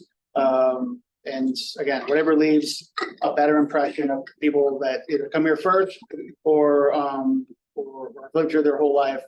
The board has been diligent about investing in those things. Yeah, to that point again, the holiday lights, I mean, it's literally the lights on the lampposts and things like that. Yeah, and it is indeed well said that the board has been very meticulous in scrutinizing these contracts to make sure that we're getting more for every cycle for the money that we're paying. So it's been really encouraging to see their diligence and making sure this is maximized. I have a question, please. With the contracts that we're mentioning, DDA with the lights and the vendor for the downtown cleanup, are we locked into using Mitten? Like, can we put things out to bid in various formats, or is it just Mitten? There's nothing that says we have to use only Mitten. Right. Yep. And I believe they've already broadened the reach beyond Mitten in prior contracts, yeah, Okay, thank you. yeah, talking about socks and shoes as well as the mittens. Oh, for God. Yeah, I wondered with the holiday lights that we rent every year, if there'd be longer term savings if we bought lights and reused them. But there's also the downside as they get dated. We've had the conversation, get them and how to store them and things like that and to maintain them, yeah. You know, but you're right on track with what Wood's thinking as well. Okay. So those are, you know, every time this comes up, I think about that kind of stuff. Should we just buy these things and then we amortize it over however many years and that kind of stuff, and then we'd have to have a big budget hit to re-up them all and or rotate them every year, that kind of thing. Okay, the skeletons are a good example of that. Like we've got all those skeletons that are stored in the basement of City Hall. So they can be reused over and over and over again. So those aren't the expenditures that we've seen to flesh out the Berkley season. Those aren't repeated year over year over year. So we don't have skeletons in our closet. I was thinking that you could have it. Yeah. Well, we're gonna keep them in the basement of the Alamo. So We have them in the basement, yeah. I love those kind of stuff. Aren't they fun? Gosh. And people all around are talking about, it, you know? When we were at the MML convention in Muskegon, I heard mayor get complimented way out 3.5 hours away on the skeletons. They were great. Flip the page, marketing and advertising. This is another area where the board has been About it. diligent in trying to expand its reach. The contractual services we have there is largely through Rad Hatter, which is a local Berkeley business owned by Ashley Poirier, who's a board member, but has obviously recused herself from making any decisions that regarding that. But this is another area we're getting compliments on. People are positively responded to the amount of saturation they've had, especially through social media, bringing in advertising. Moving down the next page, public art and placemaking. Again, you see the itemized list there for the footers on areas where the DDA wants to invest in. Again, trying to keep an aesthetic there. Let me bounce back up one time. The flower basket program, the jump there was driven by a collection of members that represent the West 12 area. Yeah. They want to see more in their area. They've got the smaller right of way. They don't have the opportunity for flower boxes as much, or I'm sorry, the built into the sidewalk flower boxes, but they would like to see maybe above ground ones, more of the hanging baskets. They want a better presentation from people that travel the district from one end all the way to the other. And they feel like the sort of marquee-esque area up to Tyler where the right-of-way narrows really gets the lion's share of the nice touches and the elements. So that increase reflects that. Yeah. And then the south side of Coolidge as well. Yeah. So then again, public art placemaking, we see continue to invest in the mural program, some public art projects. For those that have not had a chance to see it yet, the sculpture and art installations are in at the art space by the high school. I mean, I saw Sure. they were working on it, Yeah. but I didn't see it finished. The DDA served as fiduciary for that, so they expended the capital up front, and then we've been reimbursing them along with the school district. All right, I believe that is. Yeah, that's it. Yep. Yeah, brings us, public improvement, sorry. Streetscaping, you'll see itemized there as well. 160, the biggest one is Coolidge crosswalk enhancements. Those are supposed to be going out to bid. Although I will be very frank and a bit curt. HRC has been telling us they're about to go to bid now for, it feels like 6 months. And so we try very hard to bid these things in this winter where vendors are hungrier and we think we get the best price.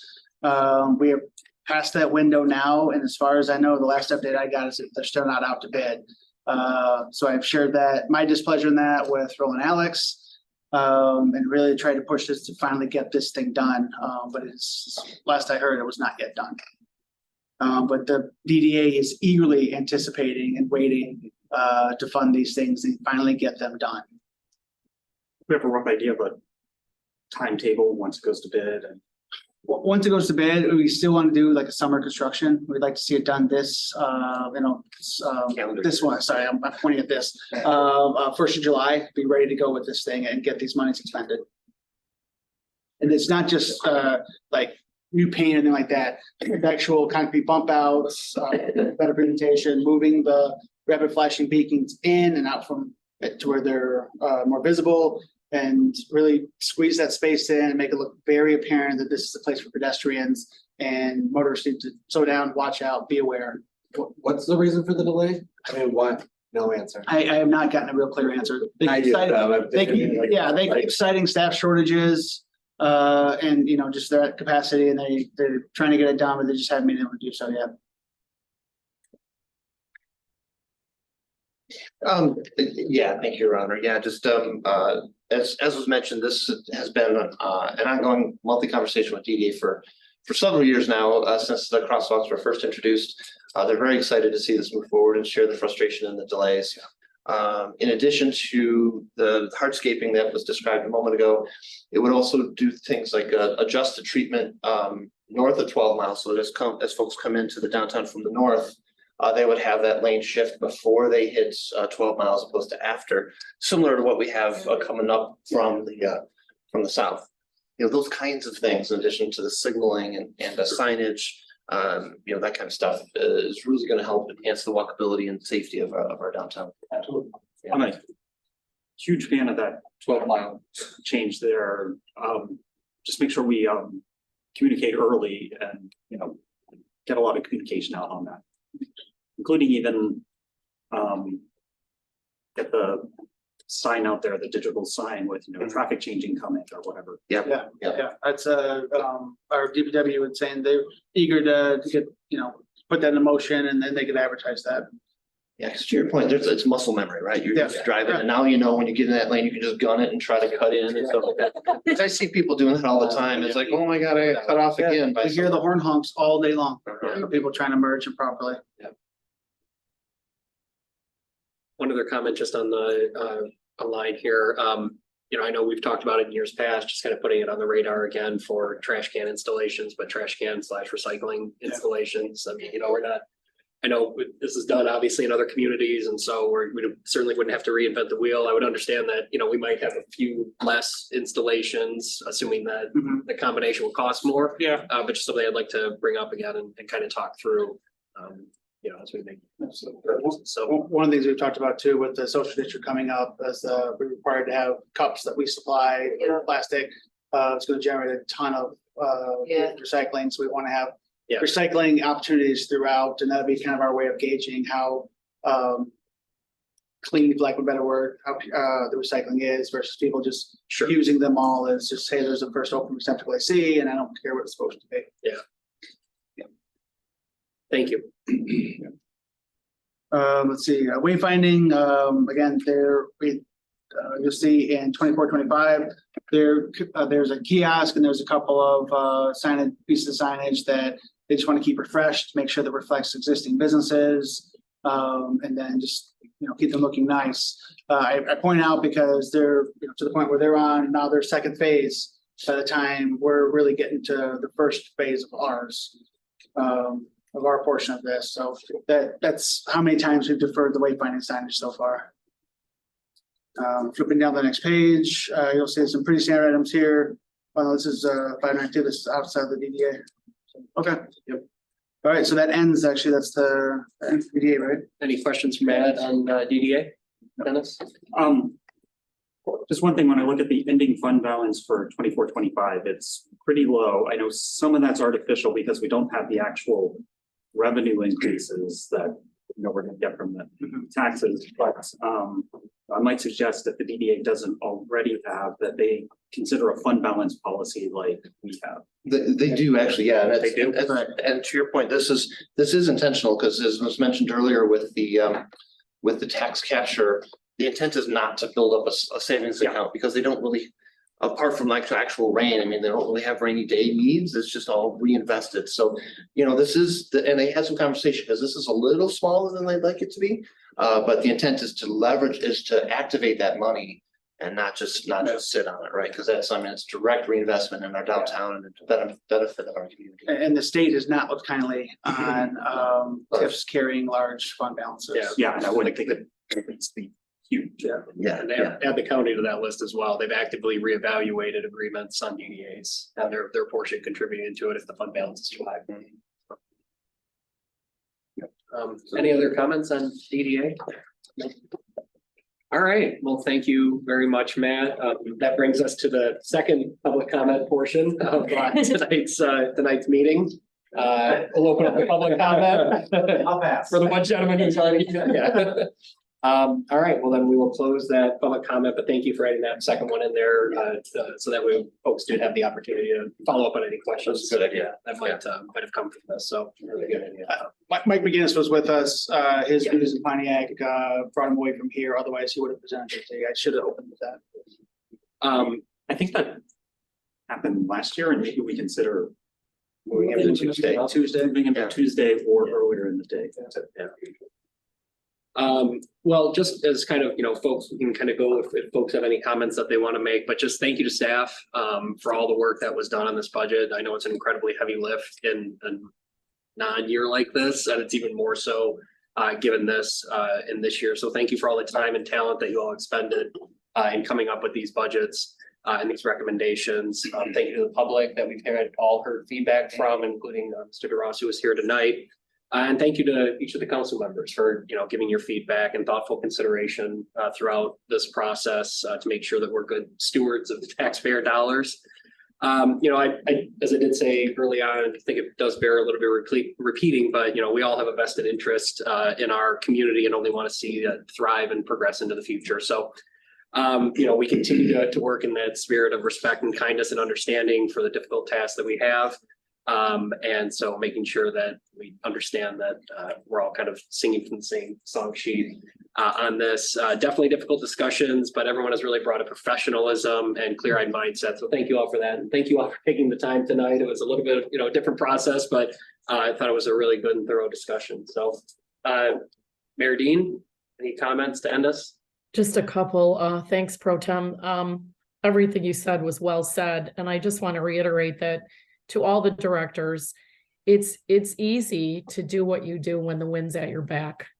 But we're in a moment where we have to scale down, scale back services, and really sharpen pencils. And I want to thank each and every one of you for really digging deep, because I know it hurts. The pain is palpable. Not to single out the library, but I'm going to single out the library. It's an active community space that I'm not trying to play favorites, but I have a special place in my heart for kids, adolescents, and that age group needs somewhere to go and something to do. And I know the library provides that as a gathering space for all ages, but I think that age group is critical. So I'm hoping that we can, come to terms with all of this and make the cuts that we need to make with the least impact on our residents. I'm going to single out Mr. DeRoss for making time to come tonight. I know he's not here now, but it's easy to sit back and complain and fill in blanks and not get the correct information. Because if you come and find out the truth and you find out what the information really is in black and white, you have to change your narrative and you have to change your reality. So Mr. DeRoss, thank you. Whether agree, disagree, thank you for coming and listening and bringing your concerns. And to Mayor Pro Tem Gavin, thank you so much for